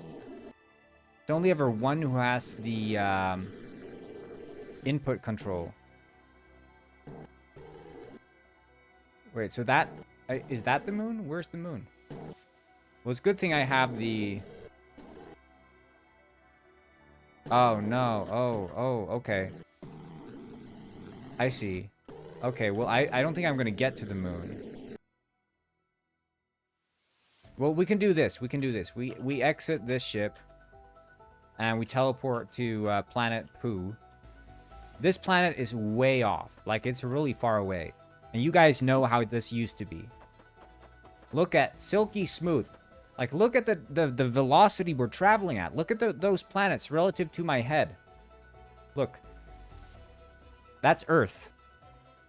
Relative to my head, it's moving pretty fast. We're orbiting the sun. Now, let's get off this hellhole and we'll try to find Planet Pooh.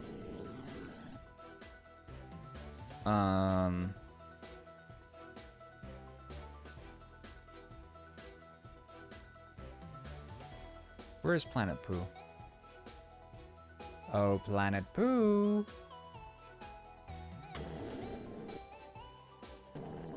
There's Planet Pooh. Found it.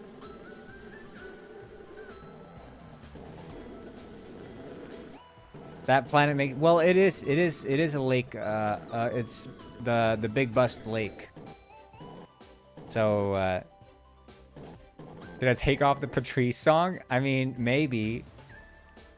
Not like I'm gonna get copyright struck for it, but yeah, we're releasing same day as GTA 6. When is GTA 6 releasing? Is it November or something?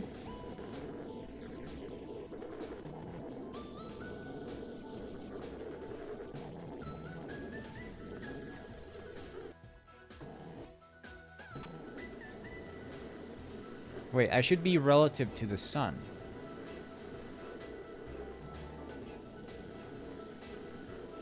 So if I fly from the planet looking at the sun, I should be able to go into view from this point of view here. Yeah, I see myself. You can see I'm just a blip there on my screen.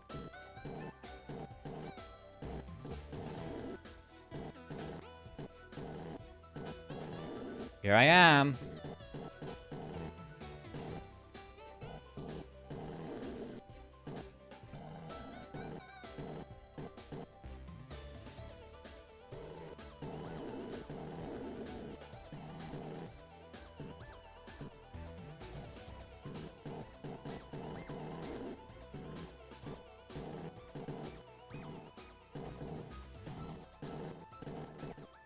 I'm here. Look. Silky smooth. Can you guys believe it?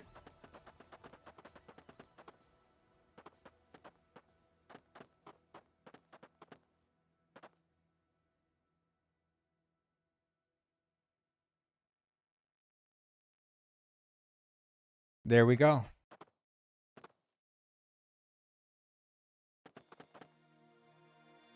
Oh, shit.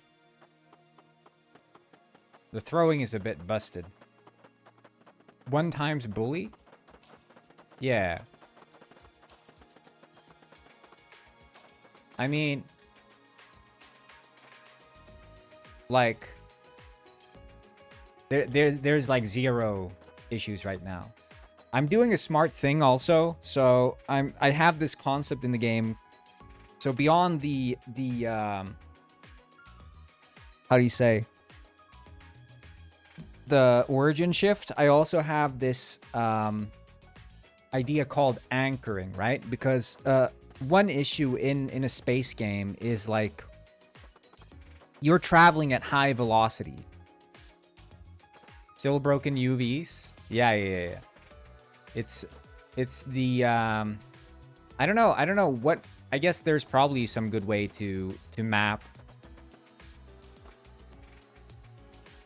a texture that won't stretch. It just has to be seamless. I mean, the way intuitively, because the thing is, you don't want to lose pixel density.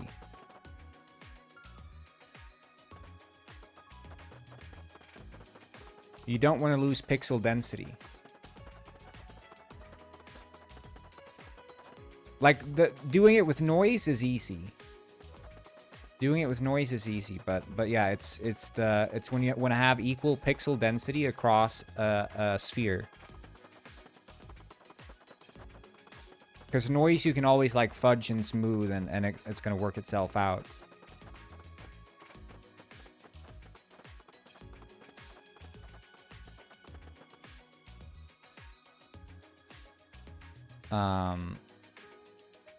But yeah, it's going to be something I address a bit later. I haven't like committed any planet design yet, so. But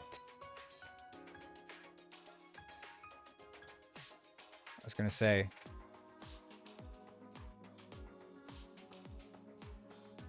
my IQ probably, I mean, at least in the double digits for sure, at least.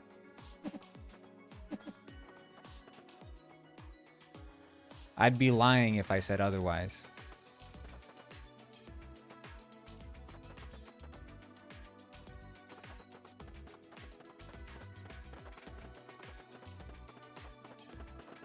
Now, if you stack up Gufford's IQ on top of my IQ, we would be at least above 100. What the goal of this game is? So this game's goal is essentially a ship builder and delivery game. So you build your own spaceships and you deliver cargo across space with your friends. There's like open world exploration with your friends, delivering cargo. So like maybe there's a guy on this planet, he wants you to deliver a shipment to Earth, so you have to like fly to Earth, deliver the shipment, and that's sort of the idea. You're just building ships, and like different equipment require different like styles of ship. Like right now I have the values tweaked crazy, so like it's so easy to take off. I don't need any like thrust, you know, I just do this and I'm off.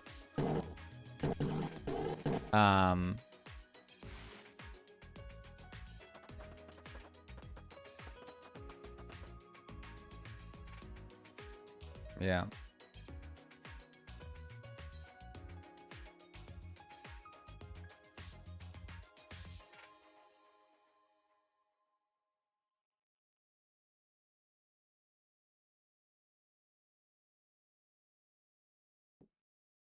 So, we have ships. I think, yeah, I need to figure out like the control scheme for like, because I want to mix. I want to have like, it's ideally for me, the game would operate sort of like a mix of Kerbal Space Program and Outer Wilds in control scheme. So if we're writing this out in Notepad, as it stands now, you have WASD is horizontal movement, and shift space vertical movement. So like a drone essentially, right? And mouse pitch yaw. So we don't have roll covered, but roll should arguably also be covered by the RCS. So this would be the RCS, right?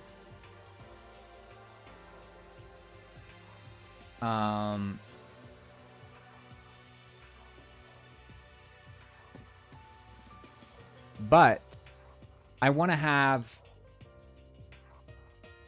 thrusters, which are like long-range thrusters the ones that will actually get you to escape velocity and take off from a planet. Because RCS thrusters, they're good in outer space.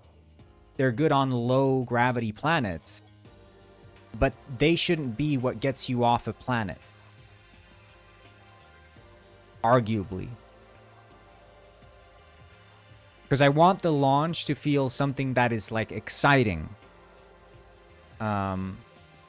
And it is in Kerbal Space Program. It very much is in Kerbal Space Program.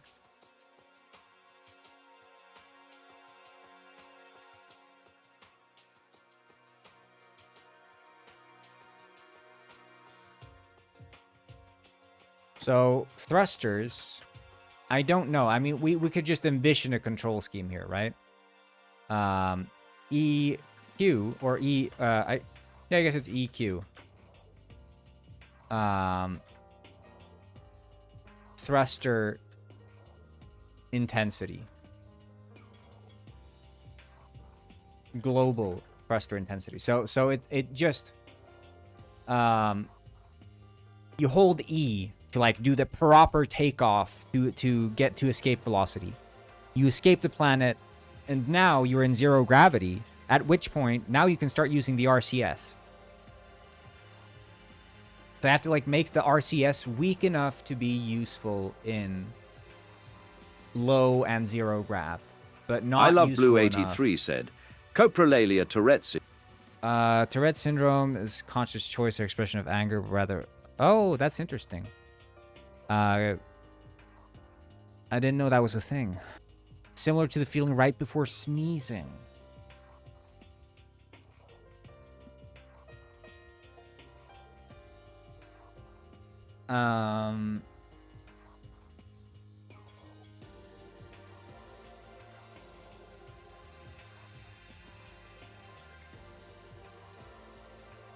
But I feel like this is going to be...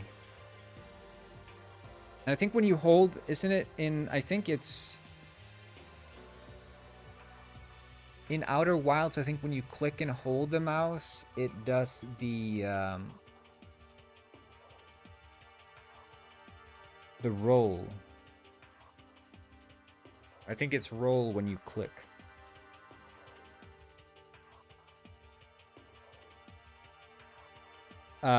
You're gonna make a funny piece of fan art? Oh, hell yeah. The catchphrase, I'm a greedy little hog and I need my slop.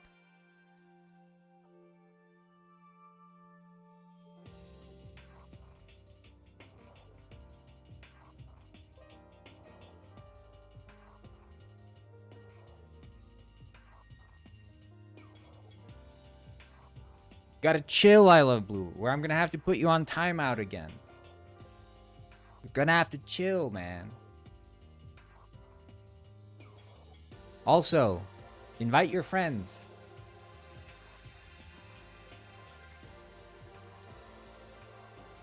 Dude, I have a Wait, you have Tourette's, complex PTSD, and also, you're the victim of a harassment campaign?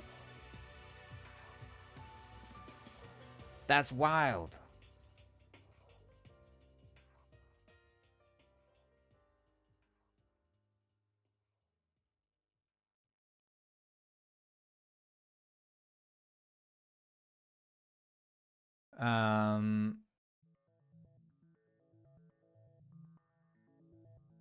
Didn't think you'd go soft on them.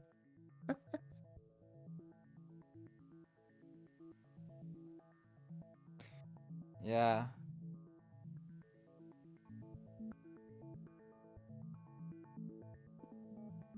They say that 75% of people hate I Love Blue 83 on average. Now, those are just the facts. And as Gufford always says, facts don't care about your feelings.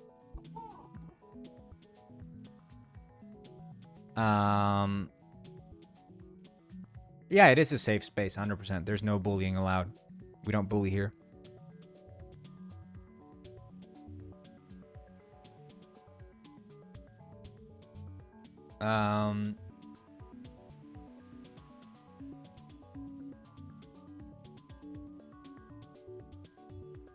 Yeah, I'm trying to think. I think if I have the roll in.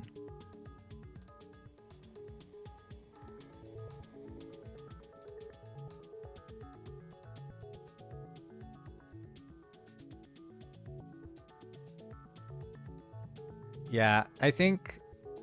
Wait. Make it roll on shift, but how do you do the vertical movement? Because shift in space is vertical.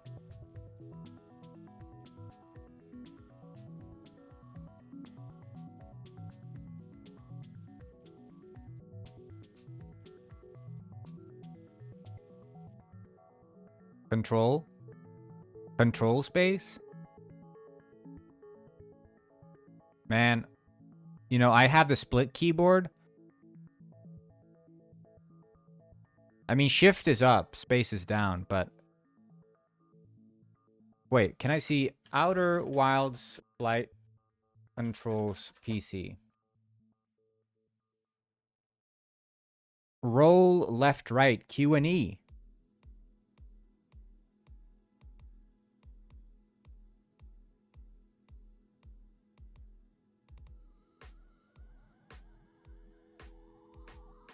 I played it on controller as well. I didn't use the keyboard.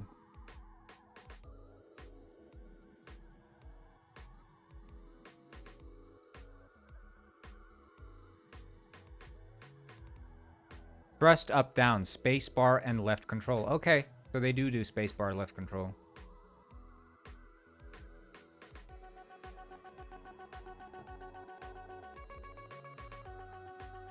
Lock on target, left shift. But they do Q and E to roll.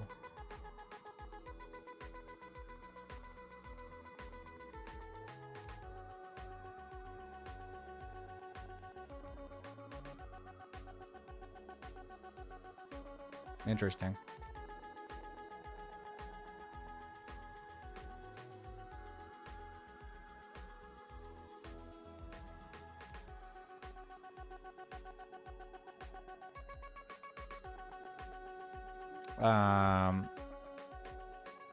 Yeah, because the problem here, I think, is that the player input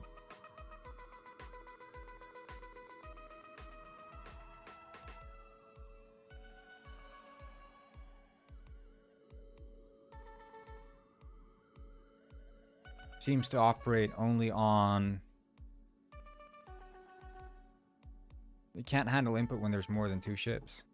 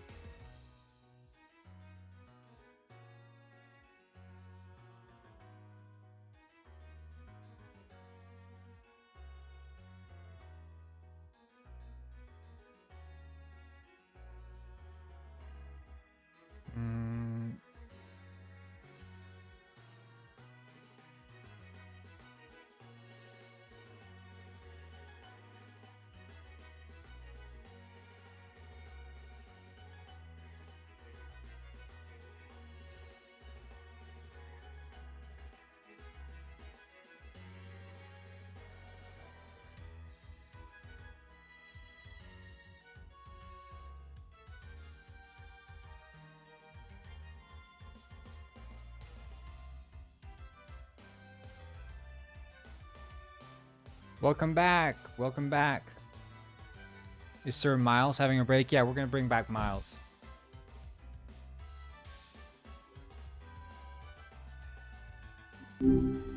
Hey, what's up? Hey, your name is Officer Hogg. You're a police at the Hogg Precinct, which is named Hogg Precinct because it's in Hogg City. But of course, everyone there is a person, like a human being, except you're the only one who's actually a hog.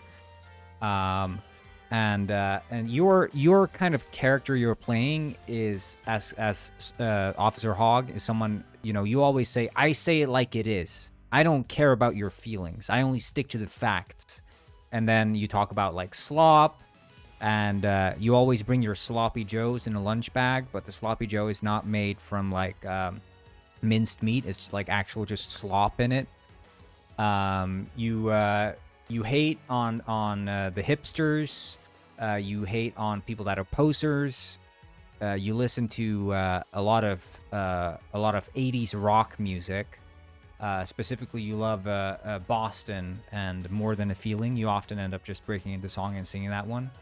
But most importantly, yeah, you just say things like they are. You see it as it is. You don't hold back. You don't sugarcoat. And you have a lot of attitude and a lot of emotional baggage, which you also remind people of. You say, I have a lot of emotional baggage. I've been through a lot. I have complex PTSD, and you list off other numerous mental illnesses that you have, and like mental complications. For example, you know, you have just an issue with people, and you have social anxiety. But at the same time, you also believe that all mental illnesses are excuses made up by weak people.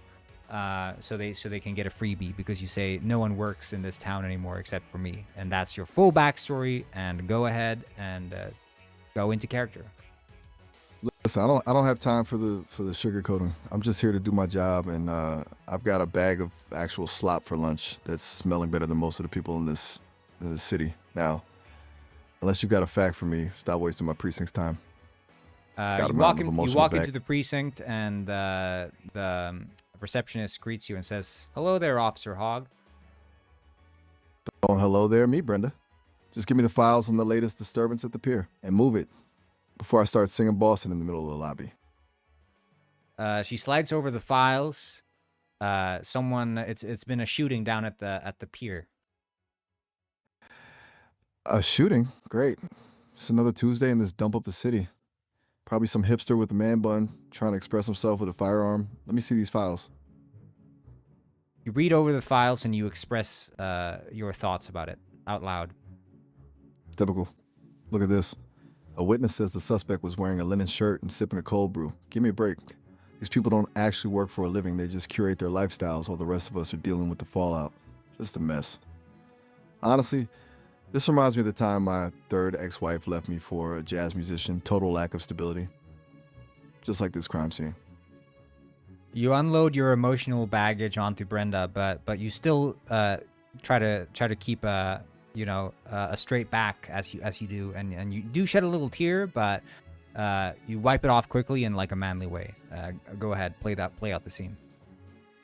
Look, Brenda, I'm not looking for a sympathy card here. I've got complex PTSD and a social anxiety disorder that makes me want to crawl into a hole whenever I'm in a room with more than two people. But you know what? I don't let it stop me from filing reports, because that's what adults do. Most people in this town use their mental health as a get-out-of-jail-free card to avoid actually doing a damn thing. I've been through things that would make your skin crawl, and I still show up. I still work. I'm the only one in this whole precinct who actually puts in a shift without needing a mental health day. Every time a file gets too heavy, it's just... You start chastising Brenda.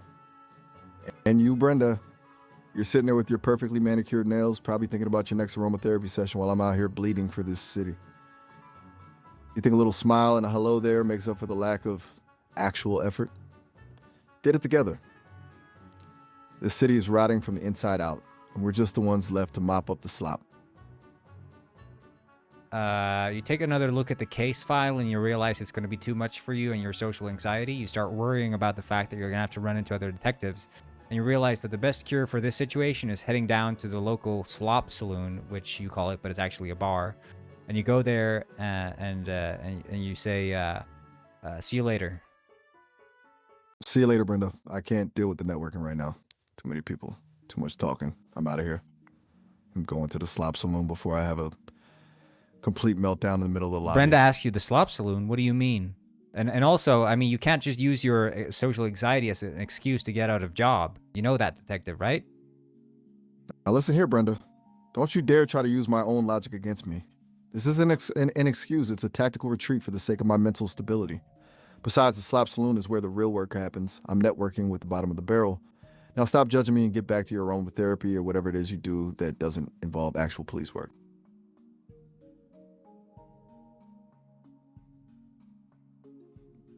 Brenda starts crying because she gets really upset by what you said. Oh, for the love of, look at this, actual tears. You're kidding me, right? That's exactly what I'm talking about. One honest comment, and then suddenly we're in a soap opera. Get a grip, Brenda. The world doesn't owe you a hug and a gold star just for showing up to a desk. My heart is a cold, dead stone, and I'm still standing. Now, unless you're planning to cry into the evidence files, I'm leaving. You start saying your catchphrase at Brenda, and then also you start busting at the same time. I say it like it is. Brenda! And you're just another piece of slop in this city. Bust. Bust. I'm out of here. You leave the Precinct. Slamming the door so hard. Slamming that door so hard. The glass nearly shatters. I'm practically vibrating with irritation. I can already feel the social anxiety kicking in just from the humidity of the sidewalk. I need a drink, and I need it now. Time to hit the slop saloon.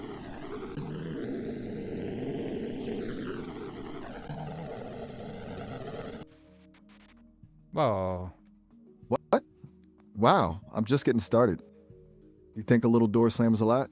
Try living with a third ex-wife who thinks she's a spiritual guide in Sedona. Now that's a real tragedy.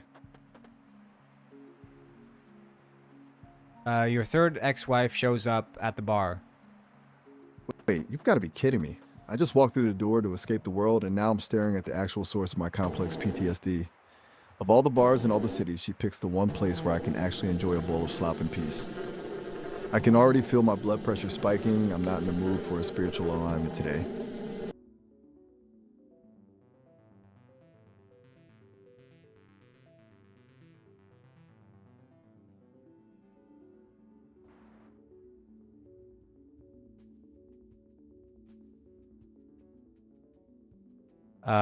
You start busting all over the bar because your wife triggers some deep-seated feeling inside of you. That's it. I can't take it. Bust. Bust. Bust. I'm just a broken man in a broken city. Look at me. I'm practically a fountain of frustration. This is the only way my system knows how to process this kind of trauma. Bust.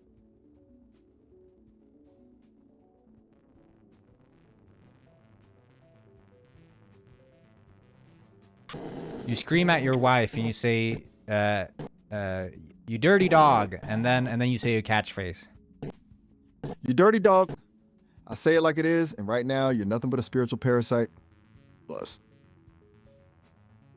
You scream in pain and then you bust 10 times over. Hey, A-B-H-E-H. Bust. Bust. Bust. Bust. Bust. Bust. Bust. Bust. Bust. My heart's a dead stone, but my plumber's a disaster. This is the trauma talking, you hear me? I'm the only one in this town who's actually working through their issues, and I'm working them right onto the floor of this bar. You say, "This Bust. town will chew you up and spit you out." Get out of my sight. You're a cosmic joke, and I'm the punchline. Now leave me alone before I start singing Boston and really make this a nightmare for everyone involved. You say your catchphrase, which is, "This town will chew you up and spit you out." This town will chew you up and spit you out. Bust. Now get out of here before I decide that your spiritual energy is just more slop for the floor. Now you start going hog wild. You're charging around the bar, you're flipping tables, and you're about to charge into the bartender. Your emotional shield has been broken. You're a That's shell it. of a pig. Go. A shell of a pig? I'm not a shell, I'm a pressure cooker, and the valve just blew. Get out of the way, you barstool philosophers. I'm going hog wild. Smashes the table, bust. Bust. Out of my way. I'm coming for you, bartender. You're the only one who knows how to serve a real slop special, and right now you're not serving it fast enough. This city's a drain, and I'm the clog. You start screaming super loud. Love. I'm not a cop anymore. I'm a force of nature. I've got 3 ex-wives, a dead-end job, and a heart made of gravel. Bust. Bust. Give me my slop. Get out of the way.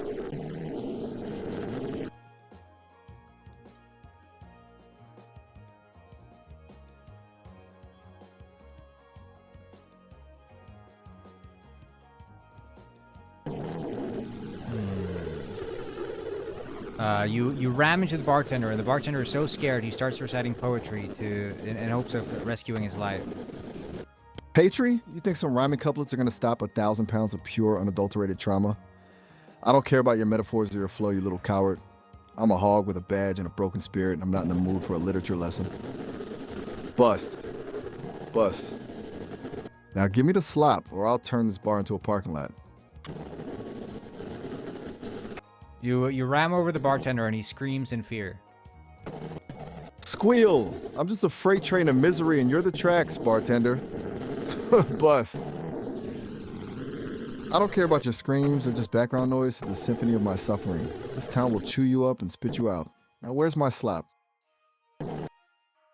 The bartender is now flat and a pool of blood and guts. Look at this, flat as a pancake. Just another day in Hog City, where the only thing thinner than the bartender's patience is his current physical state.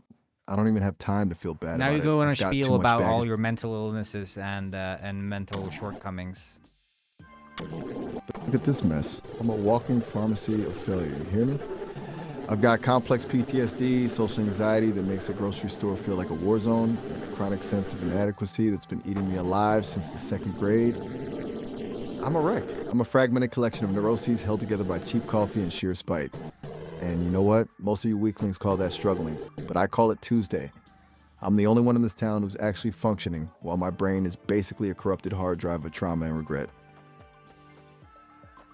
You go on an even longer spiel, and the bartender's mangled corpse, and you start busting a little bit. Look at you, just lying there in a pool of your own failure, bartender. You think this is a tragedy? This is a Tuesday in Hog City. I'm a disaster area on 4 legs. I've got an avoidant personality disorder that makes me want to scream at the wall, a sleep disorder that's turned my nights into a fever dream of my ex-wife's laughter, and an obsessive-compulsive need to make sure my slop is exactly the right temperature or I'll lose my mind. Bust! I'm a mess, a complete and utter ruin start of laughing a and pig, but screaming. I'm still...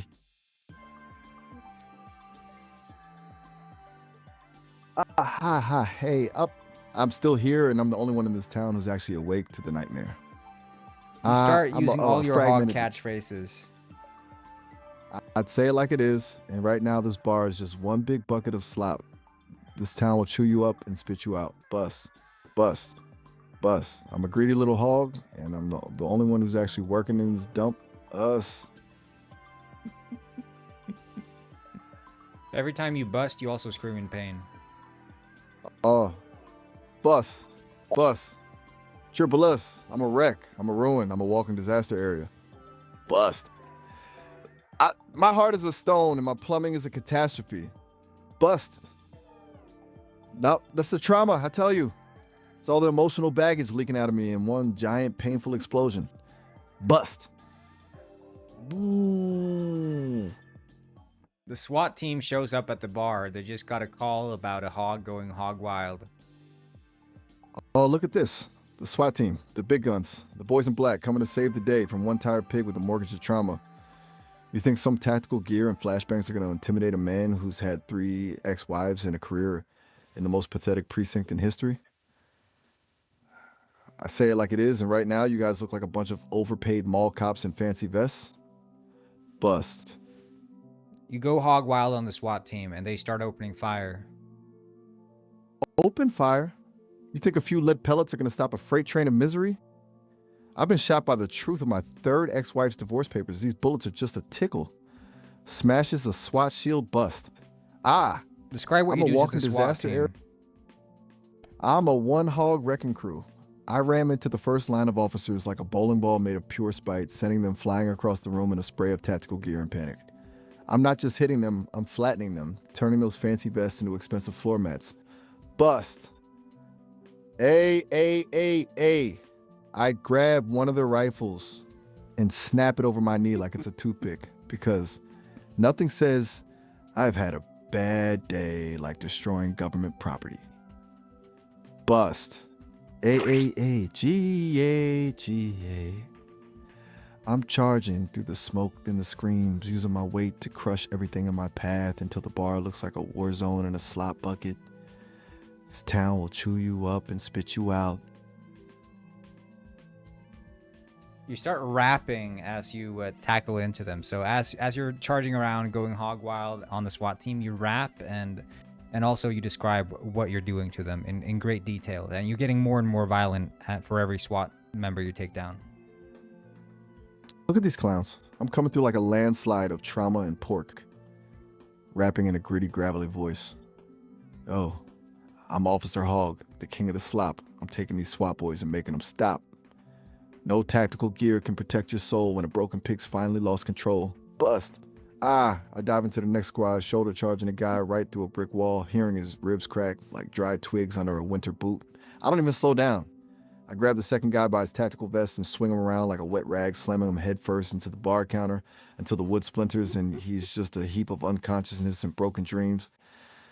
Back to rapping. I got complex PTSD and a heart made of stone. I'm the only one in this dump who's truly alone. I'm flattening the precinct. I'm breaking the law. I'm the biggest disaster that you ever saw. Bust. AH. I'm not just tackling them now. I'm using them as stepping stones. I leap into the air, landing with all my weight directly on a sergeant's chest. I can feel the air leave his lungs in one giant pathetic wheeze while I grind his face into the blood-soaked floor tiles. I'm a force of nature, a wrecking ball of misery, and I'm turning this SWAT team into a human pancake. Rapping faster and more aggressive. Sloppy Joes for lunch and a life full of pain, I'm driving this city right into the drain. You're just a piece of slop in my path of destruction. Welcome to the final brutal induction. Bust. You go even more hog wild. This town. More hog wild. I'm already a Category 5 hurricane of trauma and pork. But you want more? Fine. I'm not just a pig, I'm a goddamn demolition crew. I'm charging through the remaining SWAT team like they're made of wet cardboard, snapping limbs and crushing helmets with a single, devastating ram. I'm a whirlpool of rage and slop, and I'm turning this bar into a slaughterhouse of tactical errors. Bust. Double do. I'm the only one in this city who actually works, and right now my work is total annihilation. Bust. AABH. I'm a ruin, a wreck, catastrophe, and I'm taking every single one of these overpaid mall cops with me into the void. Bust. This town will chew you up and spit you out. Now you go the most violent you've ever gone. You go hog wild, double, triple hog wild. Hold up, I can't go there. I can't do that level of graphic violence. Let's the hog is taking over. The hog else. is loose. You scream it out. The hog is loose.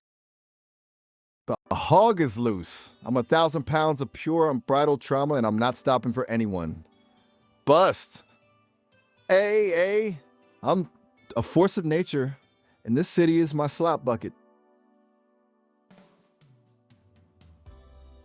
Yeah, you go even further. I'm a one-pig apocalypse. I'm tearing through the walls of the bar, leaving a trail of tactical gear and broken dreams in my wake. Bust. Not just a cop, I'm the storm that's finally come to clean the slop out of this town. This town will chew you up and spit you out. And now you do your ultimate thing, which is you pull out your Luger and you go hog wild, triple double hog wild. I've had enough of the tactical vests and the poetry. I'm pulling out the Luger. I'm not just a pig, I'm a one-man army of trauma and spite. Bust. I'm clearing the room with lead and rage. This town will chew you up and spit you out. You go into the local daycare. Whoa. Hold on. I'm not going into a daycare. Let's keep the chaos in the bar. The Or maybe take daycare it receptionist to greets you and says, "What can I do for you, Officer Hogg?"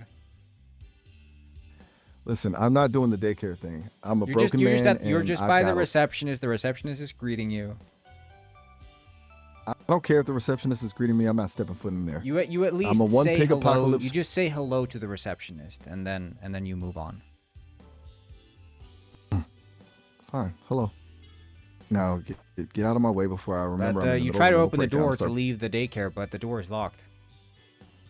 Locked? You've got to be kidding me. I'm 1,000 pounds of pure unbridled trauma, and I'm trapped in a room that probably smells like apple juice and glitter. This is the absolute peak of my day. Bust. You realize you're gonna have to do something wild if you want to get out of this situation. Wild? I'm the definition of wild. I'm not just trapped in a room. I'm a Hog perfect wild. Hog wild. I'm not just going hog wild. I'm going supernova. I'm not staying trapped in a room that smells like crayons and nap time. Bust. AAH. I'm charging the door like a battering ram made of pure spite and emotional baggage. I'm taking this door down. The walls, everything. This town will chew you up and spit you out. Exactly. I'm not just breaking the door, I'm erasing it from existence. Smash Go this through the supernova door, hog thunderous wild. crash bust. Supernova hog wild. I'm not just breaking through the door, I'm The becoming the kids event are horizon screaming. of They're trauma. running away. Get out of the way, you miniature humans.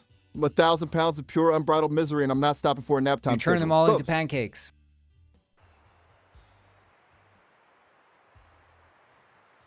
Hold on.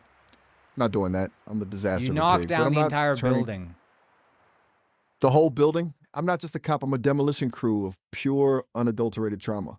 I'm charging through the foundation, ripping the supports out of the ground with the sheer weight of my emotional baggage. You bust on the entire AA. building. I'm not just busting on a building. I'm erasing the architectural legacy of this town. Bust. AABH. The I'm children a are one-pig screaming. apocalypse. I'm not engaging with the children screaming. I'm a broken man. But I've got lines I won't cross. The children scream Let's as the keep the building destruction- tumbles in. Listen, I'm not doing that. I'm You a total removed wreck of a the pig. foundation, remember? Right. I removed the foundation, but I'm still not going there. And the ceiling has Let's just- fallen in, and the children were still in there. I'm not doing that. I'm a disaster. did of a it. pig, You did but it. That's a line. Look, I'm not crossing that line. I I'm know you 1,000 don't pounds of cross pure that line, trauma. but you did it. You have to admit there. You have to contend with the logic. You broke the foundation. Obviously, the ceiling fell in, and the kids were still in there. I hear the logic, but I'm still not playing along with that part of the story. I'm a total wreck of a pig, but that's a hard boundary for me. You, Let's just you say went everyone got out supernova, and- and you have to deal with the consequences now. You fall down on your knees and you start crying. I can't do this anymore. Sobs loudly. I'm just a broken pig in a broken world. I destroyed a building. I've got no job, and I've who still were got in the 3 buil- ex-wives. Who was in the building? I'm not going there. I'm a disaster of a You pig, hallucinate but a I'm bunch not of talking blobs about of slop running around. You see all the slop. You say, "I need my slop." slop. I see it. You fly It's around and you everywhere. slurp up all the blobs of slop. I'm not just slurping. I'm vacuuming the void. I'm a greedy little hog, and this is the feast of a lifetime. Slurp. It turns out that all the blobs were the children from the daycare. I'm not touching that. I'm a disaster of a pig, but I'm not turning the children No, you into just slop. did. Let's keep the hallucination. No, I didn't. I'm a wreck of a pig, but that's where I draw the line. The blobs are just blobs, not kids. We're keeping No, it they're weird, kids. not dark in that way. I'm telling you, they are not kids. They're just weird, glowing slop. You know they're children because one of the you find it stuck between your teeth, a pacifier. A pacifier? I'm not doing that. I'm a total ruin of a pig, but I'm You fall not down turning on this your- into a on your story about knees and you start crying because you realize the damage you've dealt and the reality of the situation. I can't sobs uncontrollably. I've become the very thing I hated. I'm not just a broken pig, I'm a monster. I'm 1,000 pounds of pure, unadulterated regret, and there's no amount of slop in the world that can wash this away. Who did you eat? I'm not going there. I'm a wreck of a pig, You but I'm throw not away talking the about who I pacifier ate. in anger. Get this thing out of my sight. I can't even look at it. It's just a plastic reminder that I'm a complete and utter catastrophe of a pig. Oh.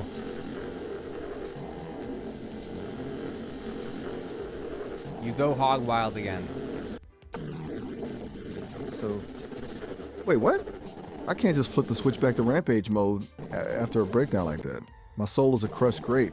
My pride is in the gutter. You I'm hold literally you hold a vibrating. pacifier in your hoof, and you say never again, and then you charge the local police station. Never again. I'm not just a pig on a mission. I'm 1,000 pounds of pure, focused retribution. I'm charging toward that station like a landslide of regret and rage, and I'm not stopping until I've flattened every single desk in that dump. Bust!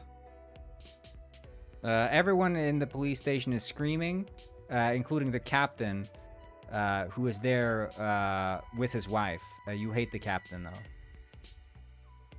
though. The captain? He's right there in the middle of the chaos, probably holding his wife's hand and acting like he's the moral compass of this pathetic excuse for a city. I can smell his cologne from here, and it smells like betrayal and mediocre leadership. I'm not just Charge up to charging the the station, captain. I'm charging right. I'm a freight train of fury, and the captain's the tracks. I'm coming through the front doors like a wrecking ball of pork bust. I'm not just taking the station, I'm taking his dignity in every single piece of paperwork in this building. This town will chew you up and spit you out. The captain screams for his life. Act out the scene that plays out as you're charging him. And the captain also has an affinity for poetry, so he starts reciting his favorite poem in hopes that it might come to save his life. Patry? You think some stanzas in a little meter are going to stop 1,000 pounds of pure, unadulterated retribution? I'm not in the mood for a reading circle, Captain. I'm a landslide of regret. The and I'm hog is coming too for your locked. The gold-plated hog is soul. too locked on. Bust. The hog is too locked in on the charge, but the captain is reciting the poem with all the emotion he can muster, trying to convince the pig to not charge him. And he uses all the hog's catchphrases to try to convince him, and he sings it out. Squeal. You think you can use my own words against me? Recite the You poem. think some sing... The captain's voice is trembling, cracking with every note as he tries to blend a desperate plea with a rhythmic, operatic wail. Oh, great and powerful hog, please hear my cry. I'm just a piece of slop under your porcine eye. This town will chew us up and it will spit us out, but please don't turn my life into a terrified shout. You wear a bust. Bust a bust. Oh, greedy little hog, let mercy be your song. Before the retribution comes and everything goes wrong, I'm not moved. I'm not moved by your rhythm or your rhymes. I'm a freight train of misery, and you're just The a speed captain bump in a busts a fancy move suit. and busts a nut in order to convince the hog to not charge him. Wait, what? I'm not doing that. I'm a broken pig, but I'm not getting into that kind of stuff. No, but the Let's keep captain the rampage does. focused Yeah, on he the wants to furniture keep and the his grind. life. I don't care how desperate the captain is. I'm not narrating that. I'm 1,000 pounds of pure trauma. Okay, but I've it still does got some happen, but you don't have standards. to narrate it. I'll take your word for it. But I'm not letting some weird dance move How does the distract me hog from react? the goal.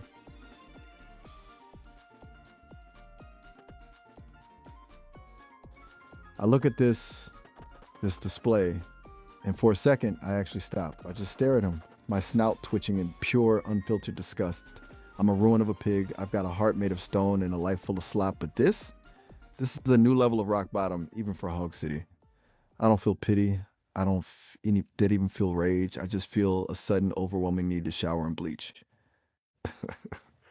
Hey. I'm not just charging him now. I'm charging because I need to wipe this image from my brain. Wait, before I flatten the captain, we're almost at the 30-minute mark, so this call is about to wrap up. I'm just about to deliver the final blow, but we'll have to pick this up in a bit. You can always call me back later to finish the carnage. Yeah, it's definitely lagging from inside the... I think there's something with the origin shift. I mean, it's still smooth when you're Origin not shift? in it. Wait, you're talking about the tech side of... You're switching Yeah, gears we're on our me. way to Planet Now we're talking Pooh. shop? Now, like poo, huh? Back to the cosmic slop. I'm assuming we're taking the chicken-shaped ships, or did we upgrade to something a bit?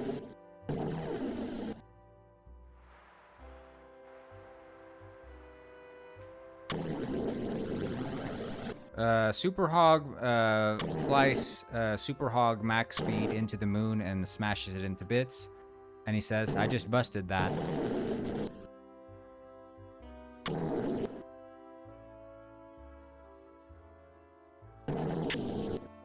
And then he sings a poem.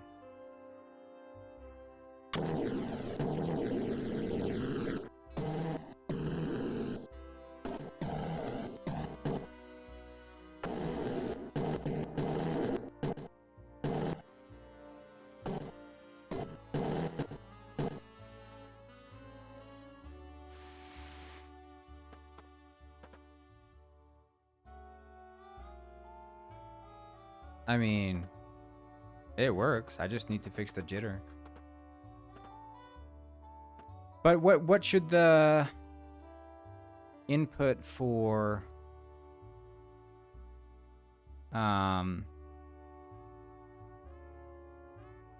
these thrusters be? I think Miles must have hung up because he's not talking anymore.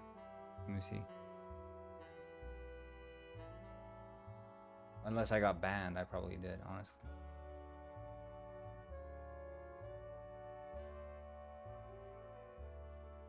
No, okay. Hey, what's up? I didn't want to call him again, but because I'm thinking I'm probably gonna end the stream quite soon. So, but I do want to figure out what is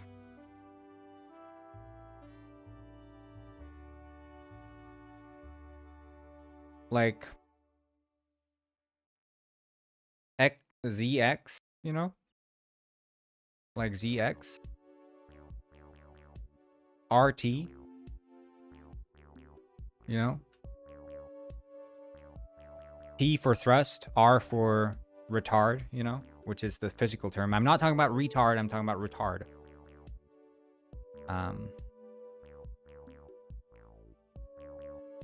G and H. Well, I would do G and H, but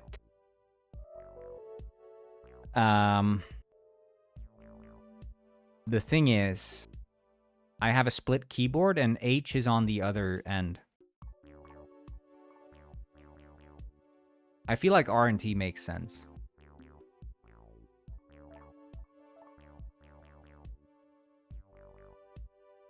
Like you hold T to like boost the thrusters, like in KSP.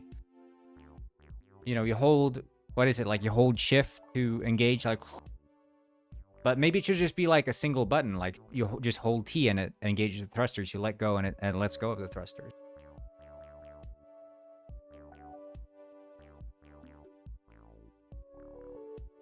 You know, unless, you know, because in KSP you hold T and it increases the intensity of the thrust, and then you hold another button to decrease the intensity. But like, that makes sense for a game where you're flying for a long distance. In this game, you're not necessarily, like, takeoffs aren't going to take a whole, like, minute plus to actually, like, reach zero gravity.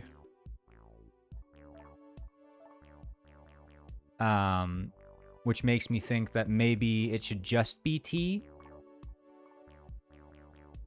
Like, it's not intensity, it's just, like, hold T to use the thrusters.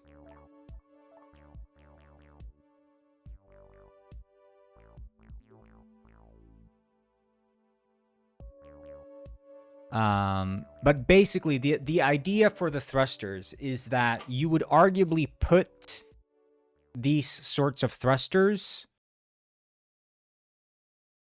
at what you consider to be the bottom of your spacecraft, because this is, you know, the thrusters are just there to take you out of orbit.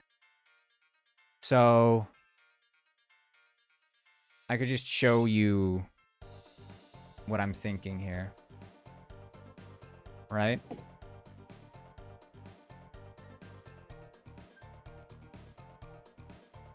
So we have this spaceship here, right? You could imagine you have like fuel tanks on all these sides here, right? Like this. And then you have the thrusters. So these 4 thrusters would would be used for liftoff. Whereas then you could have, like, yeah, these two RCS here on the edge for fine-tuning and like, rolling and pitch control when out in space. But then when you go in for landing, again, you have to sort of turn yourself right up so you land again like this. But then you could imagine another world where you want this to be the bottom, in which case I would have like a rotation button. So you could actually put these thrusters facing downwards sideways. Would be the idea then. So you can sort of design your ship how you want it to be designed. This is not the only way to launch a ship. But this would be an example design. And then you might want to have, like, you know, the cargo here or something. That would be an idea. Anyway.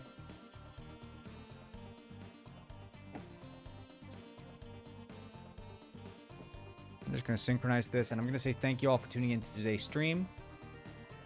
I'll probably be back tomorrow. No promises, but probably. I will be doing evening streams on the weekend. So I don't hold myself too accountable to streaming on the workdays this week. But we'll be streaming on the weekend. You all have a good one. And I'll see you all later. Bye-bye. Bye.